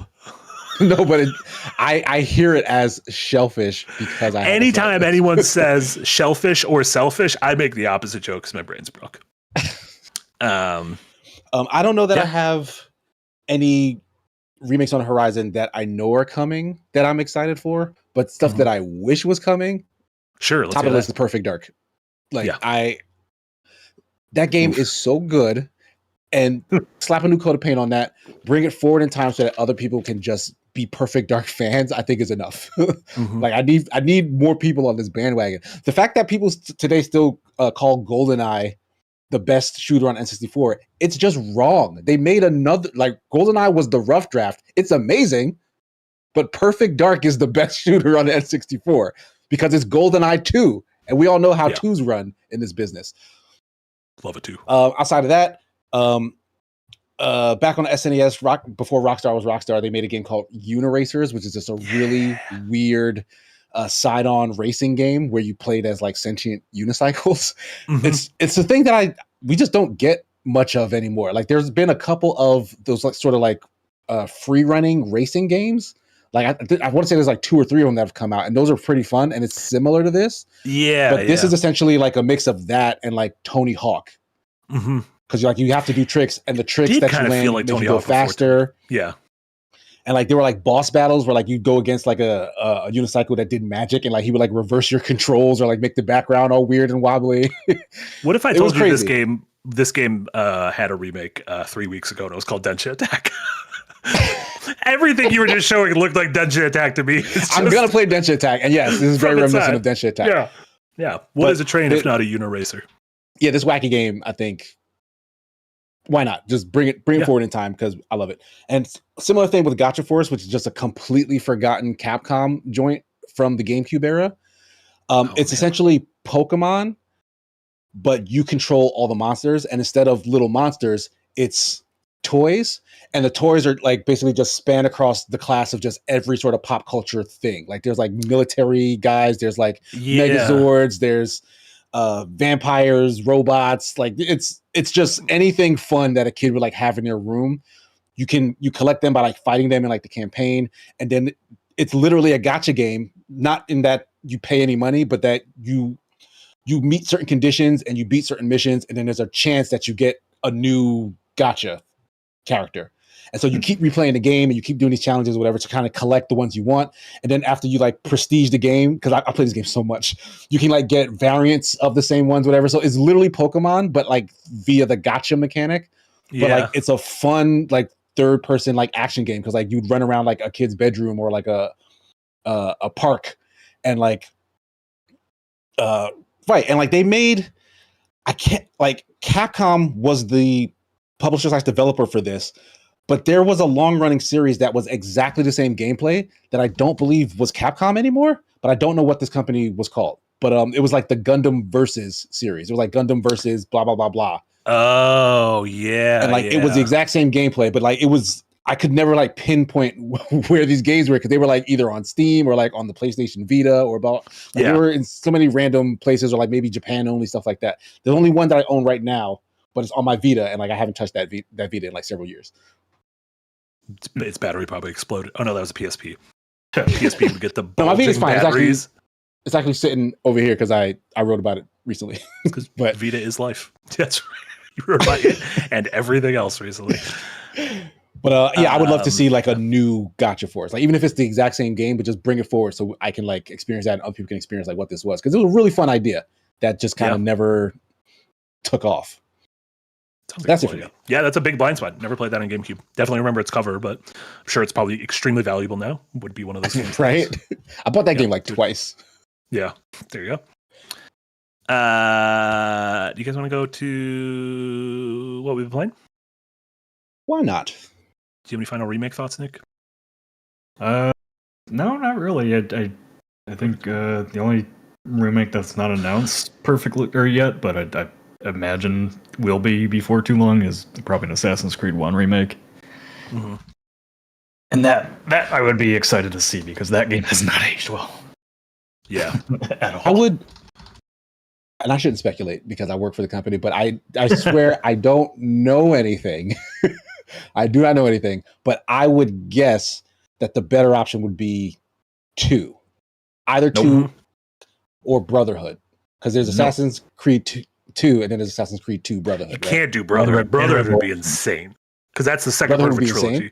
That'd be like I'm remaking The Empire Strikes Back and be like, are you gonna do the first one? I'm remaking The Matrix Reloaded. Actually, people would probably be like, okay, wait. Let's see what he's doing with this Matrix. I think AC2 and beyond have mostly aged fine. Like I would like. I mean, AC1 is really rough if you try to go play it. The thing is that they're well loved. I think 1 is still kind of divisive. So like it would benefit from a remake, yes, but the goal is usually to recapture like the prestige. Yeah, that is similar to. Well, no, we talk about what like the reason they started with Silent Hill 2 in remakes is because it is the most universally beloved Silent Hill, and so it made sense to kind of start with that. Yeah, with Assassin's Creed. I don't know. 1 could absolutely use the remake more than 2. I completely agree with you. Yeah. Fucking just do Revelations. Just jump right into the third Ezio game. Old man Ezio dies. Honest to God, though, like I'd be fucking stoked if they remade Assassin's Creed 3 and like fixed all the problems with that game. The American Revolution was such a cool setting for an Assassin's Creed game.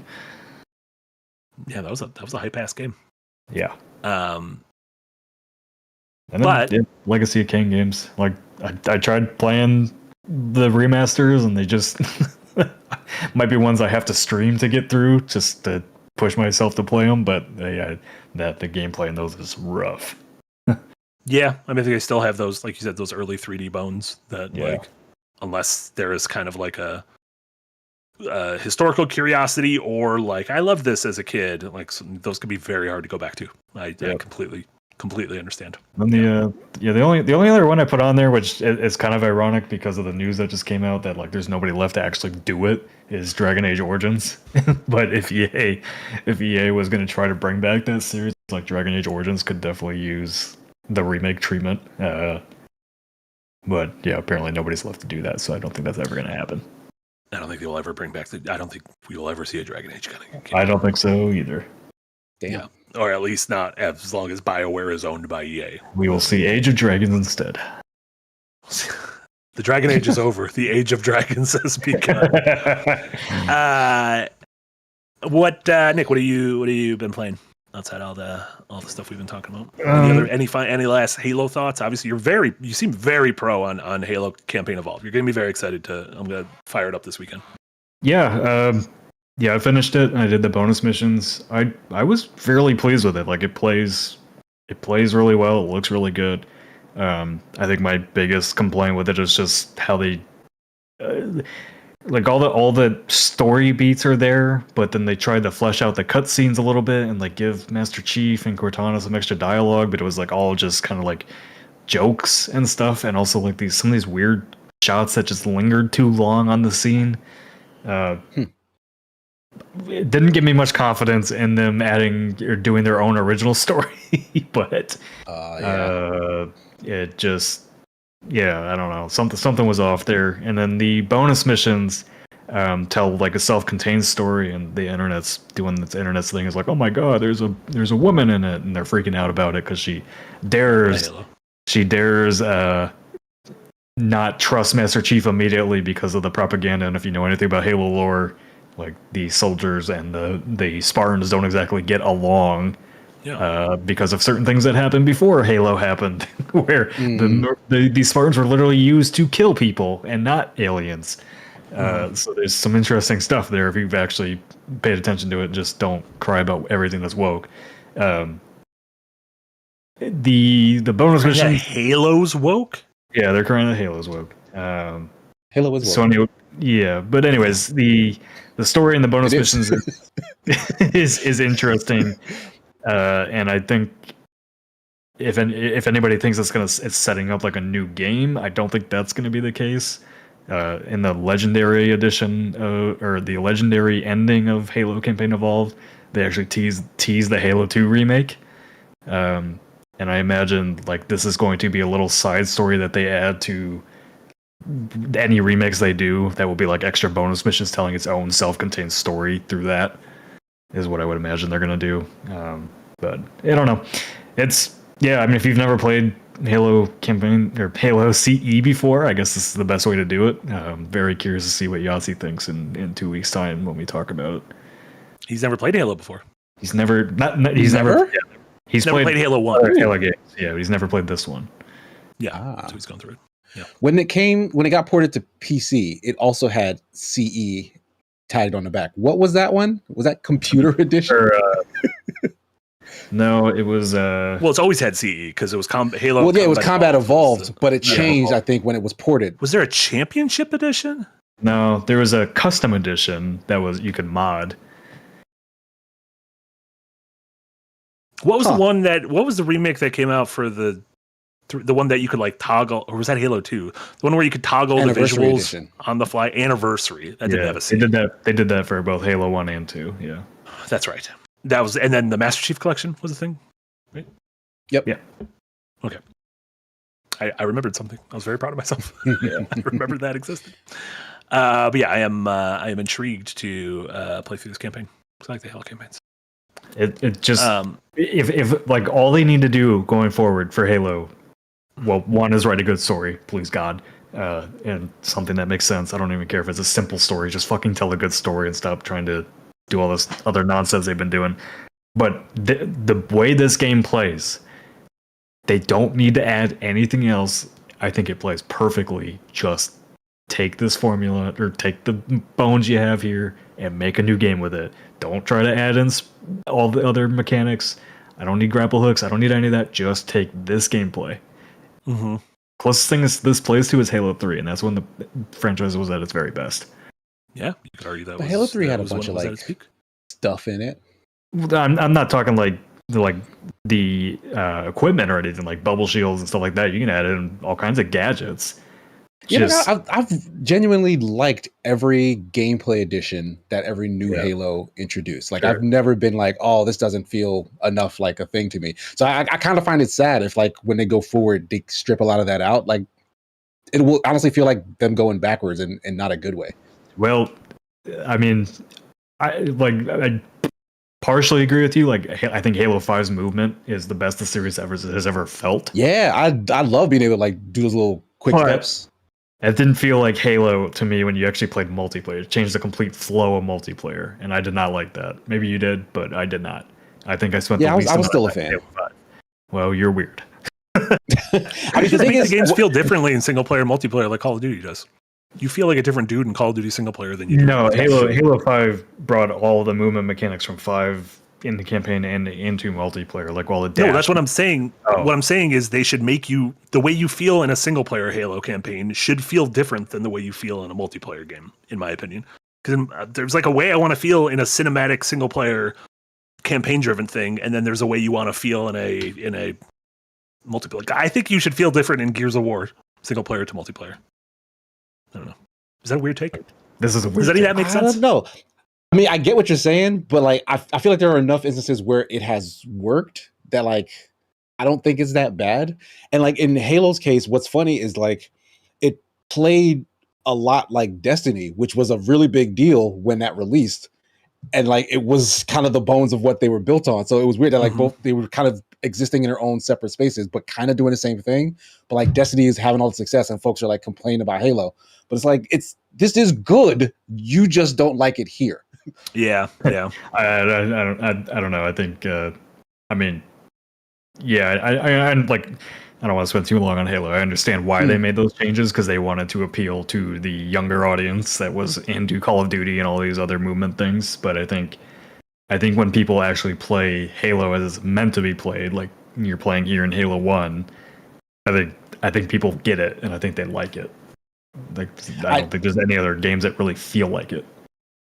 I liked it too. Like, I was very, very big into that. I think its time may have passed. Like, I don't think like it's 25 like years ago the style anymore. And so like they were updating it and doing good things, and like I guess maybe it lost its identity as a side effect. But like I genuinely think everything they did was good.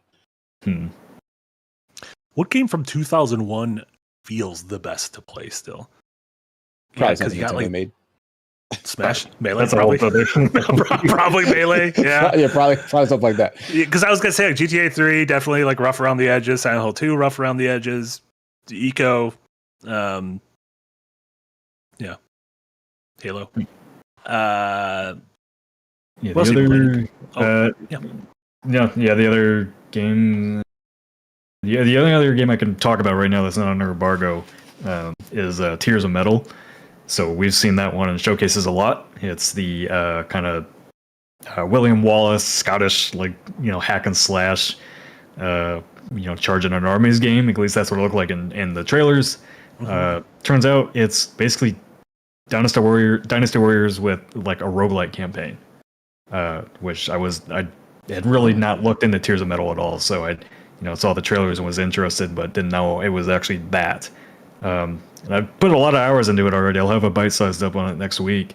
But essentially, you go through a map like you would in any roguelite, in today's roguelite games, where you get a map and you either go up or down the different directions, and you basically fight on different battlefields, and they each have like their own unique captains to fight, or a boss, or some type of event, or some type of objective that you have to do. And you try to make it to the end of each act, which has a end of act boss, which is a very challenging boss. Again, all the structure you'd expect in a roguelite, just in a Dynasty Warriors type core gameplay loop. which is really interesting. So plays really well for the most part. I have some critiques about kind of how simple the combat is, because there's like a light attack and a heavy attack, and then there's a couple other combo moves you can do, but it's not enough to like. There's not enough complexity there. I think I think a lot of people are going to get kind of bored with the combat a little too quickly, but it is an early access, so I think that's something they're going to definitely fix. Has a rocking metal soundtrack that's super fun to listen to when you're playing the game, and it's got like that. You can see in the trailers the painterly art style. It really works for this type of game. It just looks really neat in how they like stylized, Scottish and English countryside. So Speakeasy said I don't love Musou games. I actually don't either. I've never been a fan of the Dynasty Warriors series. Just weren't really my thing. But this turning it into a roguelite where you kind of make your build as you go, because you get different power-ups and different passives and relics and all that, turned me like it works for me. It makes it interesting enough where it doesn't feel like you're doing the same thing every single map or anything like that, even though you kind of are. So yep, seems neat. Yeah, I've been a little. that concept seems cool. The only Musos I've ever liked have been because I liked the thing they were based on, so I'm kind of in that similar boat. But I really like the art style. Like the One Piece Muso, so I think Just I think you might want to try that, Marty. I literally bought a 2-pack PS3 version of One Piece Musos 1 and 2 from fucking Argentina. It was from Argentina, Eric. Wake up. I bought them from Argentina off eBay, and the seller was like, I promise you these will work on all PS3s. And sure enough, they arrived. Amazing little note from Argentina, and they work. Nice. And they're in English as well. So it's great. Like the box is in Spanish, and the games are in English. I'm very excited. I started to play it, but the first mission was in Saboati, and I believe it goes back in time, and you play through like the stories. And when I started playing it, I was not at Saboati yet. Or I just got there, and I was like, I don't want anything spoiled. Got there now. So I'm gonna look up when is it safe to play this game without getting anything spoiled. You'll probably be safe after you finish the Impel Down stuff that you're watching. Yeah, because 4 wasn't even past that when I played that like years ago. There you go. Yeah, other than that, I've just been kind of working on the house in the day and then watching TV at night. So I've been binging a lot of different series. I'm not going to go into details on a lot of them, but I actually went back and watched Those Who Live, the Walking Dead kind of finale spin-off show with Rick and Michonne. Actually pretty good. Had a really heartfelt story to it. I quite enjoyed it. Finished up Star City. I finished up Widow's Bay last night. And the show that I'm watching now is, guess what? Again on MGM Plus. No one would ever have guessed that. It is a World War II show. Why am I forgetting the name? Band of Brothers. Close. Rogue Heroes. And it's basically about the formation of the SAS, and it's kind of based on true stories, obviously dramatized. But basically, apparently the SAS were just kind of formed by these guys that were tired of being held back in the Africa campaign of the Battle of Tobruk, and this time it tells that story with some extra stuff added. But first episode, I only got through the first episode last night, but it was really good. The casting's really good. The set design is really good.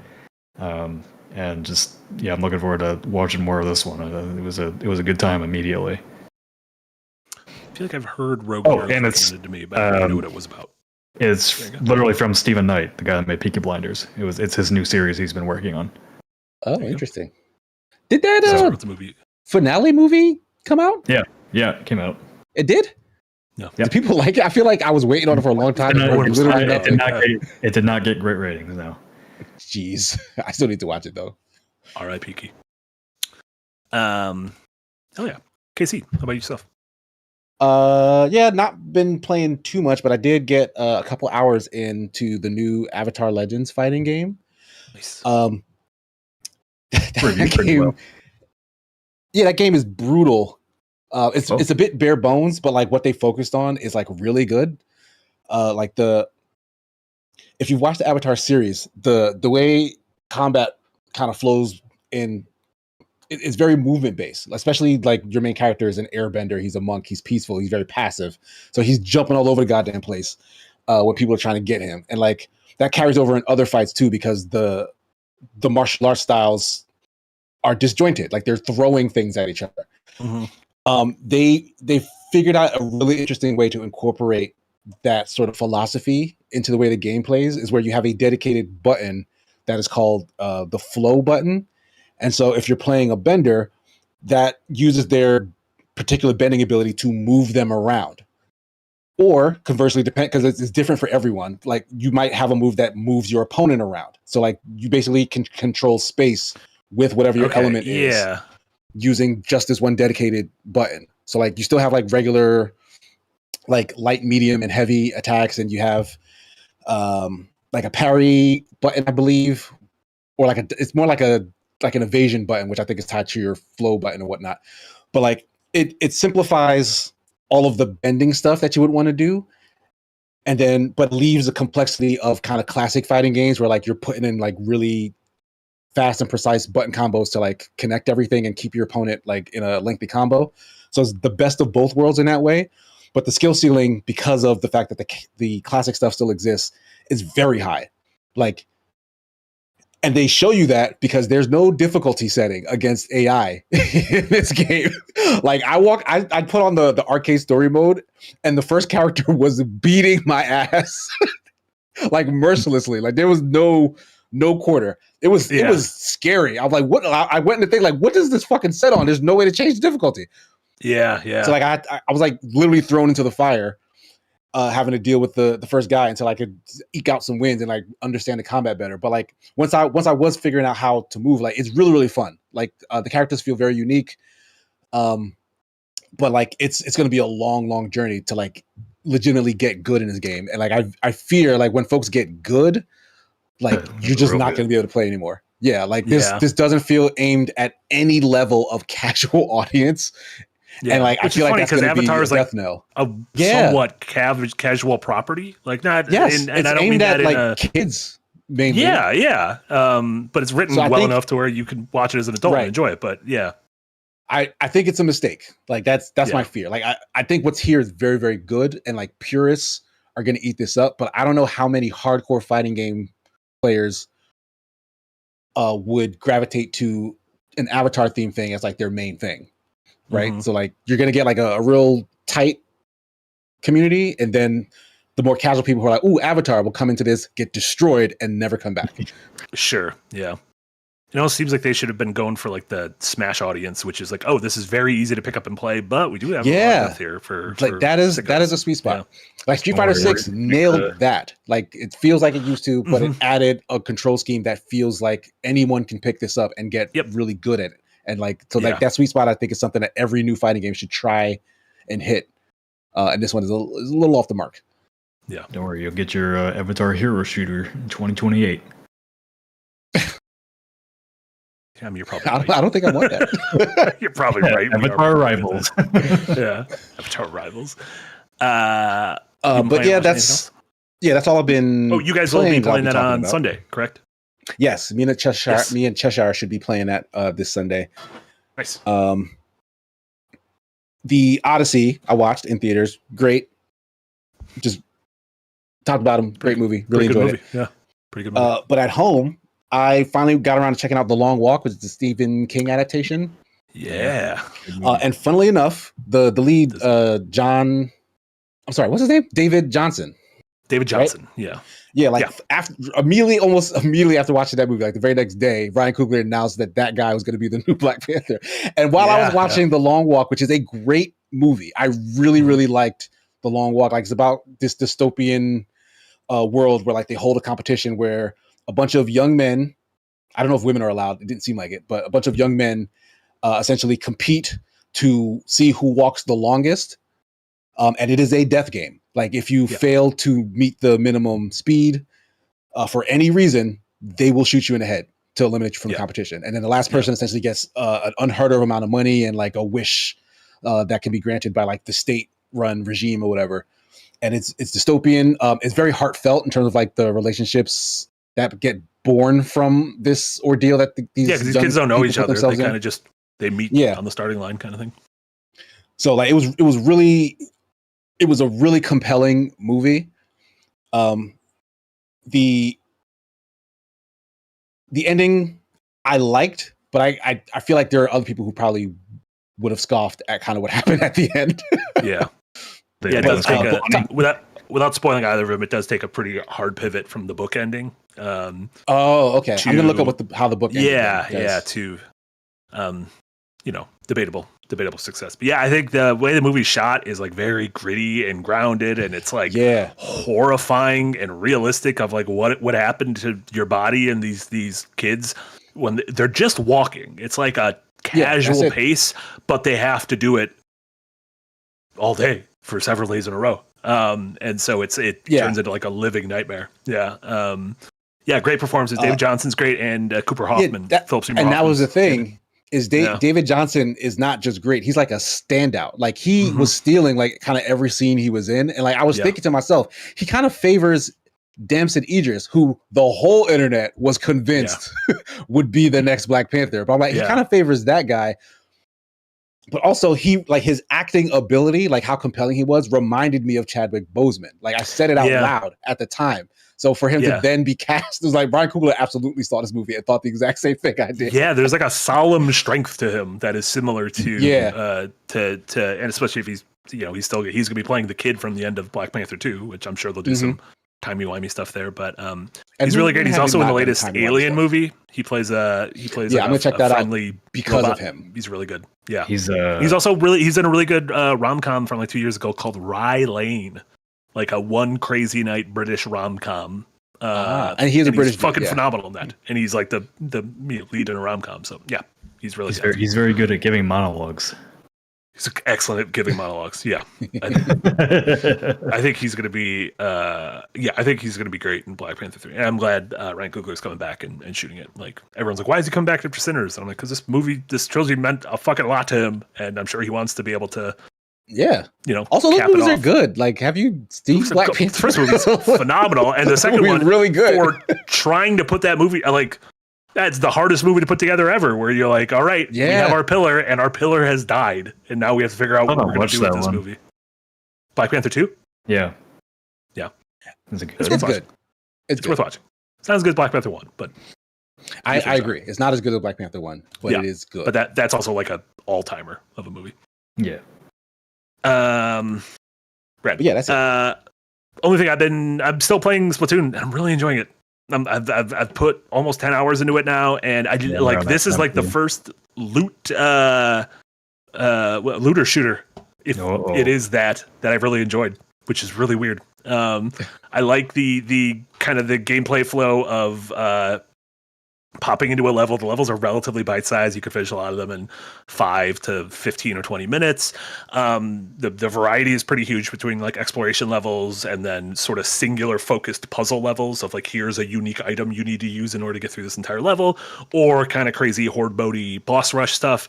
But it hits that dopamine fix of after every time you finish a level, you come back and you've got new things to upgrade your base or to upgrade your abilities or to unlock new gadgets that you can use.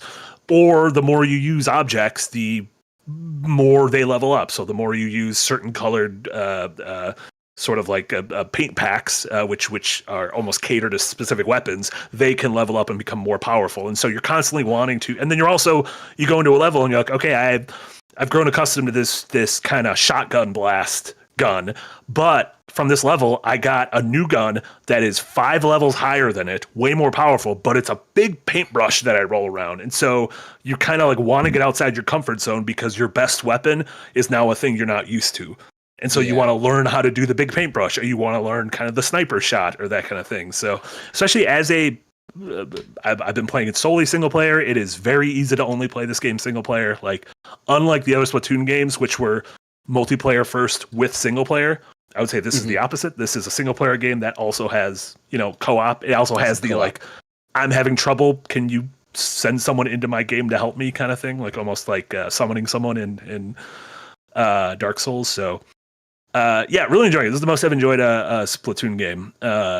And I would love to see them continue on the single player route. I have a feeling that's not what they want, but we'll see. Yeah, how much of the previous ones have you played actually?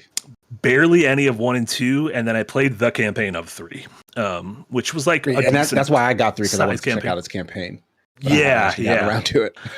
I've never fucked with the multiplayer stuff. Like, I think I played Splatoon 1 on Wii U once, and then Splatoon 2 I played a little bit at like a preview event. But yeah, and I like that. I like the game styles. I think I like how the games look. I like how the games feel. Like, nothing else kind of has that, like, that core combat movement of I'm firing off what will be my path that I take. I think is really cool. Like, I think it's a neat creativity to it that not a lot of shooters have. So yeah, you know what did that?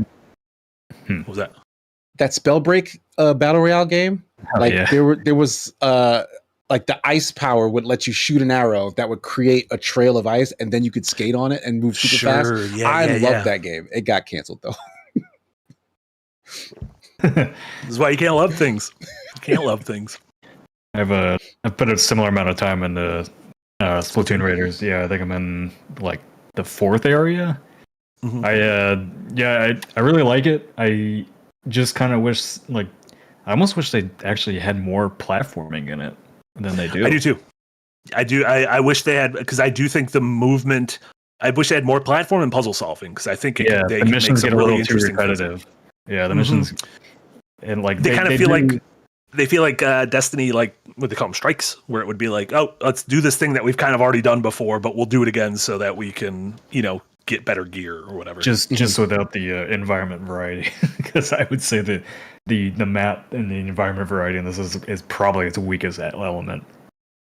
Yeah, you get to like a biome and it's like this is kind of like a beach, but every beach kind of looks the same. Or this is the rocky area and every kind of rock looks the same. Yeah. You would like. I would love for this to turn into, like, give this a single player mode that is like by like the variety and stuff of like the Donkey Kong game or even like Kirby and the Forgotten Land. The little compass rooms that you find, have all those platforming challenges and all that. I would have loved to see that like in the main campaign, because like they seem, because those are so separate. Yeah. In those other chambers, they're like, okay, this is where we can do these kind of puzzles, but in the main thing, it's kind of just go forward to the next atoll and go shoot people. We learned what an atoll was yesterday. Shout out to Waterworld. Thank you.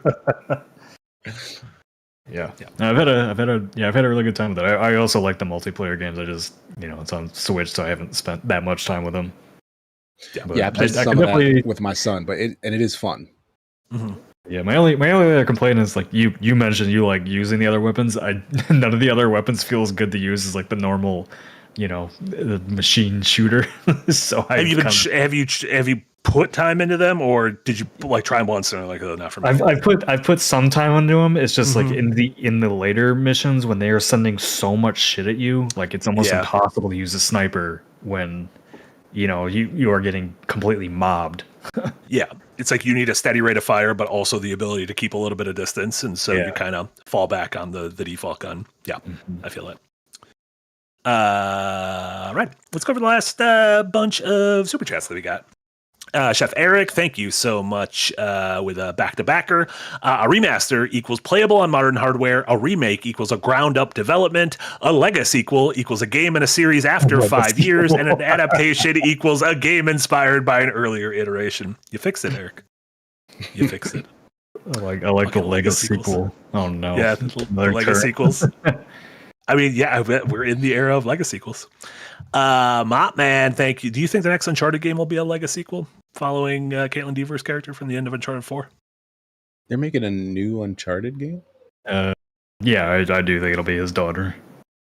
Yeah, Cassie, I believe was her name. I don't know if they've officially announced it, but yeah, they're making a new Uncharted game. It's going to be his daughter having to go around and hide all the bodies of all the people he killed. He tries to go to college and everyone doesn't want to sit next to your dad's a murderer. Did your dad like go to an island and just kill a bunch of natives? Dad, the wokes are trying to cancel you on campus. Mopman, thank you so much with the dono. Mercury Stream did a Metroid 2 remake, and then they got to make Dread. Grezzo did the Link's Awakening remake, and then they got to make Echoes of Wisdom. I do feel like, I think we've said this before, doing a remake is a great way to get a team, get their sea legs. Yeah, familiar. Like, yeah. Yeah. We said that about like the Resi games or the Silent Hill games or any of these things. Like, build a team around an idea that you know works, let them execute that idea, and then let them start kind of coloring their own lines. And I like the idea of that. Even though I wasn't crazy about the Grezzo's Echoes of Wisdom, but I did like their Link's Awakening. And as Eric said, they also did the remakes of Ocarina of Time and Majora's Mask. So yeah, they got their bona fides in there. Ams, thank you so much on their $5 dono. The campaign evolved second half is just a backtrack, albeit prettier, which is okay. The update Warhog run looks dope as fuck, though. No argument about that. The levels of the flood in the back half, they're still the same layout, but they prettied them up, and there's one level where you're on the Covenant cruiser, and it's a mix of the Covenant with the Flood art, and it looks incredible. Like they did a fantastic job. And that was just 343, or Halo Studios internal. Mm-hmm. Good for them. Yeah, I mean, Halo, they've never done a bad job with the art in those games. Like the art and the gameplay has never been the problem. It's just the story. Yeah, the story and then multiplayer is a whole separate. Like those are two very separate skill sets that like I feel like at this point we shouldn't be trying to marry those together. Like, well, it's just like Halo 343 Halo Studios. Like, I think they're top tier FPS makers. Like they always have been. It literally has just been the story of Halo that's been the problem. Mm-hmm. And then, maybe it's just a bad story. They have some good books to pull from. Just use the books, damn it. I think they finished the story is the problem. Like they kept going, and it's like we have to keep making up stuff for them to do, right? Yes, they should have just gone with new characters. They should never have done Master Chief again. Even though I like Halo 4. I like Halo 4 too. El Rampa, thank you so much for $2 dono. As Darren said, there is no present anymore. It's only the past and the future, baby. No present anymore. That's deep. S6, thank you so much for the dono. Devil's advocate position. More choice for consumers is always better, whether it be remakes or new games. Now tear this position apart, gents. Go. No, I completely agree. I like a healthy balance of remakes and new games. And anyone who says there's no new games, what are you talking about? There's plenty of new games. You can get mad there's no new franchises. I get that. But the problem is when you try to make a new franchise, no one buys it. Mortals of Avium. Yeah. We're not getting another one. I don't know why that's always the one I go to, but. And I'm like the only person I know who liked that game. You go to bat for a Mortals of Avium? Yeah. The big Darren Barnett stan. Who is that? Is that the name of the character? He's the lead guy, yeah. The actor or the character? His name's Darren Barnett. Oh, no, the actor who played the lead guy. I was like, the character in that game can't be named Derek Barnett. Funny name for a character, though. Blue McNeil, thank you so much, $2 dono. Love being called Judas, someone totally cool with Jesus. See, there you go. They were boys. They were boys. They were homies. Just don't get to the second half of that. Man in Black, thank you so much. A $20 dono. Appreciate you, Man in Black. A remaster equals the same story, same gameplay, and updated graphics / frame rate. A remake is mostly the same story, updated gameplay and graphics. A reboot, the same IP / characters, but new storytelling or setting. See, those all sound fine on paper. I feel like we're gonna get to we're gonna in execution, we're gonna find examples, and it's just gonna tear people apart. It's going to tear us apart. And sometimes it's like a piece of one of those definitions and a piece of another one of those definitions. And it's like, so what do we call this bastard? yeah, exactly. What do we call this Frankenstein's monster? Yeah. Ron McReagan, thank you so much, a $5 dono. Showed up a bit late. So, ladies, gentlemen, boys, girls, friends, enemies, and Nick. Hello. Hope everyone's doing well. I'm my own category, just like I should. You're your own category. There's some days I'm a saint, there's some days I'm the devil. Some days I'm the devil. Right now you're just at the end of the long list. Now I'm just hungry for pizza. Now you're just hungry. There you go. And Blue Team, thank you so much for the $5 dono. If remakes have to continue, give me a ground-up remake of Ace Combat 5. Though I will be getting Persona 4 Revival and the Ocarina of Time remix. Yeah, I feel like an Ace Combat remake would work, but would you start at 5? Like, I don't know enough about that franchise to understand. Yeah, like why 5 is where to go, 5 right? has aged really well. Has it? I don't know. How long ago was 5? They're only on what? 7, 8 now? Yeah, 5 was PS3, I believe. Skies of Liberty? Is that what it was called? Damn, that's a while ago. I think I played that. 2004. Oh, fuck. I'm off. That's so long ago. PS2 and PS4. What? Eric, you make no sense. I don't know what I'm not reading this anymore. It's a PS6. You combine if you're gonna remake one, do Assault Horizon, the one they tried to make cinematic and it was really bad. Assault Horizon. Yeah. That's a weird name for a game. That's a strange thing to assault. Yeah. It's gonna keep. You're gonna keep going. You're gonna be like, I'm almost there, and you'd be like, no, you're not. Sometimes that sun is really bright, and you just need to punch at it. There you go. And then Jaegerlux, thank you so much with $5 dono. Marty, if you haven't watched Gurren Lagann, maybe do so before you finish Splatoon. Also, the disappearance of Yuki. Casey, I also enjoyed Immortals of Avium. There you go. That's a man of taste. There's dozens of you out there. I watched Gurren Lagann last year before on Fungus Finders. Kept fucking yapping about it, and I was like, okay, I'll finally watch it. And I also kept yapping about it. You kept yapping. Yeah, there was a lot of yappers, and I finally got through, and I was like, this is the greatest shit ever. Like, see, there you go. Just had to break through. Yeah. Sometimes we're right. What was it? Yeah. Tengen Toppa Gurren Lagann. It's an anime. 26 episodes. It's about crafting a drill that could pierce the heavens. Yeah.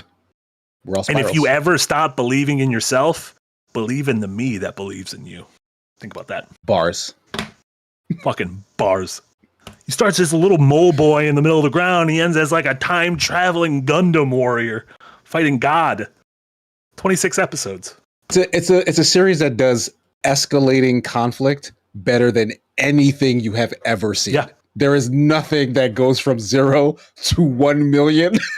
You could see, you could watch a frame from the first episode, a frame from the last episode, and be like, there is no way in 25 episodes they could possibly get there. And by the time you get there, you're like, yeah. And it was incredibly smooth. Like, yep, it made perfect sense every time the camera zoomed out a little bit.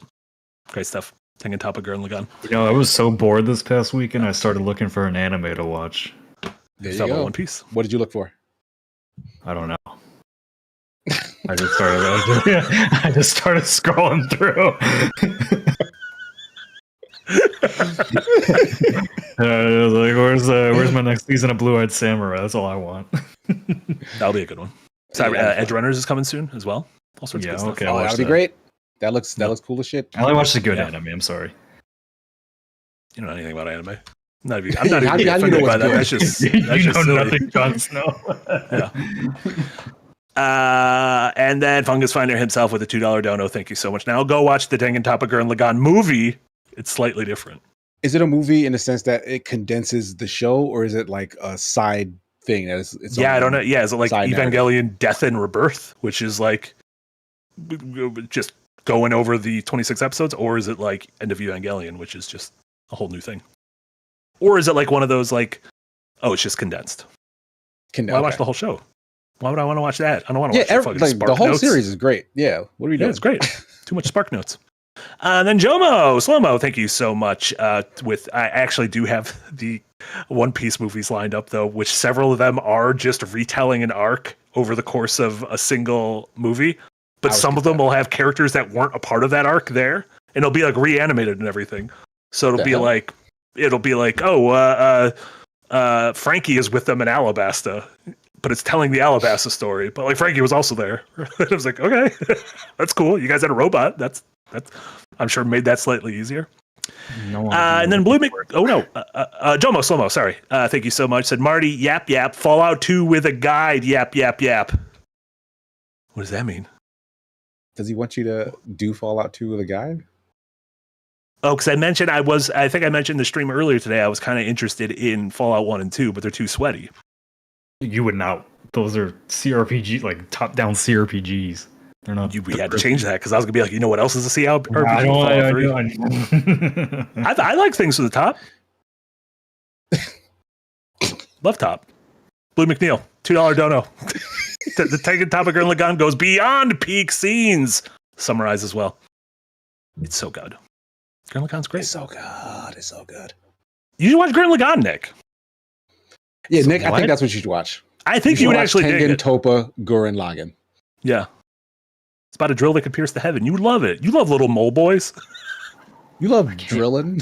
You love drilling, dude. You love drilling. One of your favorite things. Some weird. We got how we already at the 2 hour mark. I want to be done. Resident Shuni, $5 dono. Thank you so much, Resident Shuni. Marty now has to play Final Fantasy 14 so we can experience the new canon Neon Genesis Evangelion raid series releasing with Evercold. Let me tell you, they haven't got me. Don't let them print that they got me into Final Fantasy 14. They have my intrigued level higher than it's ever been. I'm peaked. My intrigue's been peaked. It's going to be on Switch, so you're going to buy it. It's coming out on Switch very soon. And you're going to buy Also, it. they're going to have an Evangelion raid. Also, they're going to have a Final Fantasy 7 raid. They're specifically coming for you, Marty. Like, that's my shit. This guy. Yeah, and they'd be like, "Oh, the new villain, he's from Wisconsin." And we go, "Really?" in the Final Fantasy world, intriguing. If you ask for a vacation in the next 2 weeks, I'll know why. Playing on Switch seems weird, but it also seems kind of nice. I don't know. Any Eric. MMO you can take with you sounds great. Yeah, but my worry is like I like doing my Switch in little bursts, and it feels like an MMO. You can't do little bursts because the Switch. I'm no longer in line. This I'm offline now. Bursty. In a day and put 5,000 hours into it like you did Guild Wars. That's a lot. That's a lot. That's a lot. That's Chef Eric, thank you so much. A $2 dono, 3 hour stream dono. Don't even Chef Eric. What are you doing? Headed up to here with you, Chef Eric. And then Jagerluck's back with a $5 dono. Thank you so much. Nick, if you want to speedrun Gurren Lagann, the first and second half were made into 2 movies and added / condensed some things. Marty and Casey watch it too. What is going? How are people?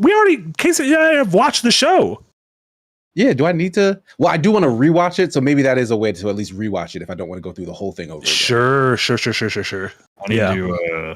I need to go back and finish Attack on Titan. I got through some parts of that. Yeah, That's I think also that show ends really well. The one anime I watched that they haven't done another season for was Vinland Saga. They have a second season, right? I know. I Did you watched watch second Yeah, it got it. season. Yeah. I thought that series ended. Did it end with season 2? I don't remember. Yeah, I think season 2 is like it's over.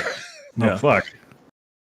I was ready to watch 1,000 episodes of it. The journey of Vincent Saga has ended. If you want 1,000 episodes, let me tell you, I've got a program for you. And then Ronald McRagan, thank you so much. Re-upping in the Green Gang. I understand the stream is going 3 hours. Nice. We're not. I want to go for an evening walk, and sun's going down, big guy. So this is the end. Yeah, it's time to go. Sorry. This is when we go to bed. Nick, as we mentioned, you and Eric are going to have a new episode of Unpacked tomorrow. I do. I had actually had an episode of Bite Size go up today covering Corsair Cove and Fading Echo, which in case the stream don't have much energy and I did not like very much. You also did not seem to like it very much. Nope. And and then tomorrow's Unpacked is on EA, and like, when the hell is where's the breaking point for this stuff? Because that's what I'm wondering all the time. And then I'll have another Bite Size next week, and the week after that. I've already written 2 more. Hell yeah. Casey, how about yourself?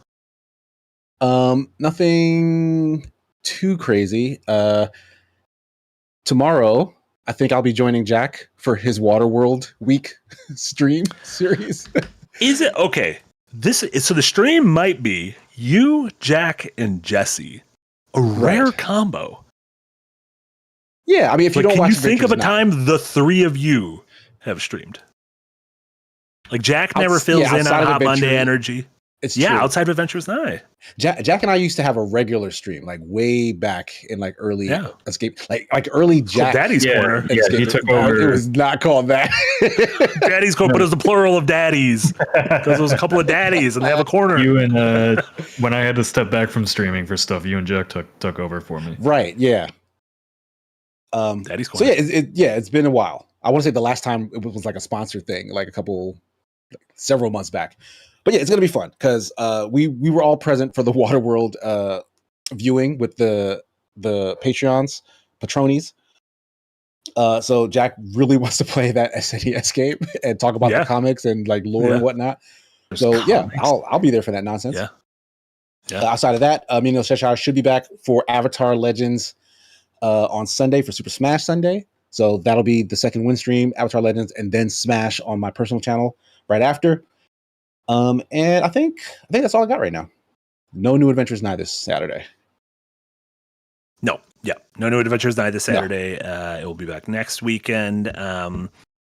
Just go watch all the videos and streams we did this week. We wrapped up Fallout 3 earlier today, which was a blast. That series was super fun. We'll consider it a wrap on Star Fox Zero last night. Check out that. That was a lot of fun. Marty refused to finish that final. I refused. Listen, Nick. I read Nick's draft, and he was like, "You got to be the change you want to see in the world." I was inspired by it, and so I said, "No, Andros, I won't keep going. You can win. That's fine." You read my draft? The draft of your Unpacked for tomorrow. Oh, you mean you're boycotting it? Got it. Yeah, I boycotted finishing the game. I went on strike. Boycotting Andros. Yeah. I'm boycotting that monkey. What was his name? A monkey coin? Oikini. Oikini. Andros Oikini. Andros Oikini. That's why he's mad, because he's got a shitty name. It's a shitty name. But yeah, check all that stuff out. Also, Super Chats, thank you so much. Inverse Skies, Re-Upped in the Green Gang. We don't have friends. We want 3-hour streams. I just keep looking outside and the sun's getting lower. Blue McNeil, thank you so much with the $2 dono. Casey Marty, have you seen Gurren Lagann? It's a cool and then Jaeger Lux with the $2 dono. Marty and Casey, the movies are more. Watch them. God damn it. Well, where are the movies? Where can I easily go find those movies? Tell me. Just let me know in the chat. GurrenLagann.org. It's a nonprofit. That sounds like a porn website. Gurren Lagann is not a porn. It feels very porny at times, but it's not a porn. Chef Eric, thank you so much. A $2. One Piece also keeps getting hornier. That dude got way hornier the older he got. Oda? Yeah. Jesus. He starts drawing some wild proportions. Yeah. I like this lady who, one of the 7 warlords of the sea, who is so fucking horny for Luffy, but Luffy is Boa just like, Hancock. yeah, Luffy is just like pure id and doesn't even understand any of it. And I think it's so funny. He had no puberty. Like, he doesn't get girls. He's just like a little monkey man. He feels like he was just appeared fully formed. Like he was just what he was. And it's like, oh, this is just who he is. Just like a little caveman boy. He's great. Shout out to Luffy. Thank you so much, Chef Eric. Just said menace dono. I don't think I appreciated that. I don't think I appreciated that one bit, Chef Eric. Ron McRagan, thank you so much for a $2 dono. But what is the menace sandwich? A great question. What would be Chef Eric's menace sandwich? Eric in the Green Gang said, oh, look, my free dono that I don't need to spend money on. I was sad last Sunday waiting for Casey and Cheshire to go live. I was waiting with Marvel Tokon. What? Eric, you knew I wasn't going to be there. What are you talking about? He said it was his anniversary. Yeah, I said it on this stream. Eric said that. Eric said I forgot. Wow, you can be honest, Eric. You don't listen to the podcast because you're finding goofs, and I get it. I wouldn't listen to the podcast either after 2 hours. El Rampa with a $5 dono says nothing. Thank you so much, El Rampa. Appreciate that. The thing is, I feel bad burning through them. I don't like burning through super chats. I don't think a super chat should be burned.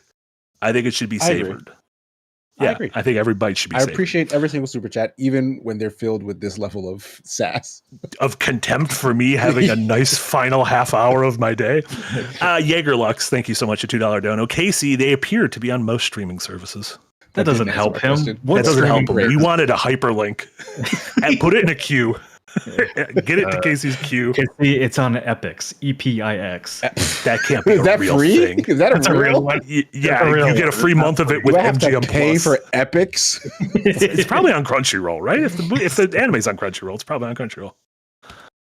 And then Gilded Ruiz, thank you so much. Re-upping in the tip jar. 23 months, almost 2 whole years. Appreciate you, Gilded Ruiz. They're keeping you from going walking, but as the guy that does the financial reports, I'm sitting here with like an evil grin on my face, like, yes, more. You know who you're like? Andrew Wilson. And on that note, thank you so much. My compensation, bitches. And thank you, Armed Karma, for the $2 dono. Appreciate you. Enjoy your night walk. Thank you, Armed Karma. And thank you, Gilded Ruiz. I appreciate that $2 dono as well. No window watching from Marty. Oh, he doesn't window watch, he window peeks. It's not even a window peek. I'm walking. You're allowed to look at your surroundings when you walk. You're a lingerer. I'm not lingering. I'm walking. I'm standing on the course. You're walking and lingering. You're looking. Does your speed slow to any? Nope. I maintain like the long walk. My walks go like the long walk. I never break below a speed. I don't take breaks, or Mark Hamill shoots an air horn and then kills me if I stand still for too long. What happened to Mark Hamill, by the way? He's a real mean dude in that movie. He used to be so nice as Luke Skywalker. He plays a bad guy in a lot of stuff, actually. He's really good at it. Yeah, I mean, the Joker is like one of his best. Yeah, films. right. Yeah, he truly is Vader's son. Yeah, exactly. Well, he was about to kill his nephew in Last Jedi, so I get it. Jaeger Lux, thank you so much. A $2 dono for Nick's evil grin. Don't encourage him. And then Ronald McRagan, thank you so much for the $2 dono. A menace Sandy is made in a kitchen of contempt. Beautiful. But that'll do it for us. Thank you so much, everyone who tuned in live, listening on your podcast service of choice, anyone who donated throughout the show, or especially our wonderful patrons.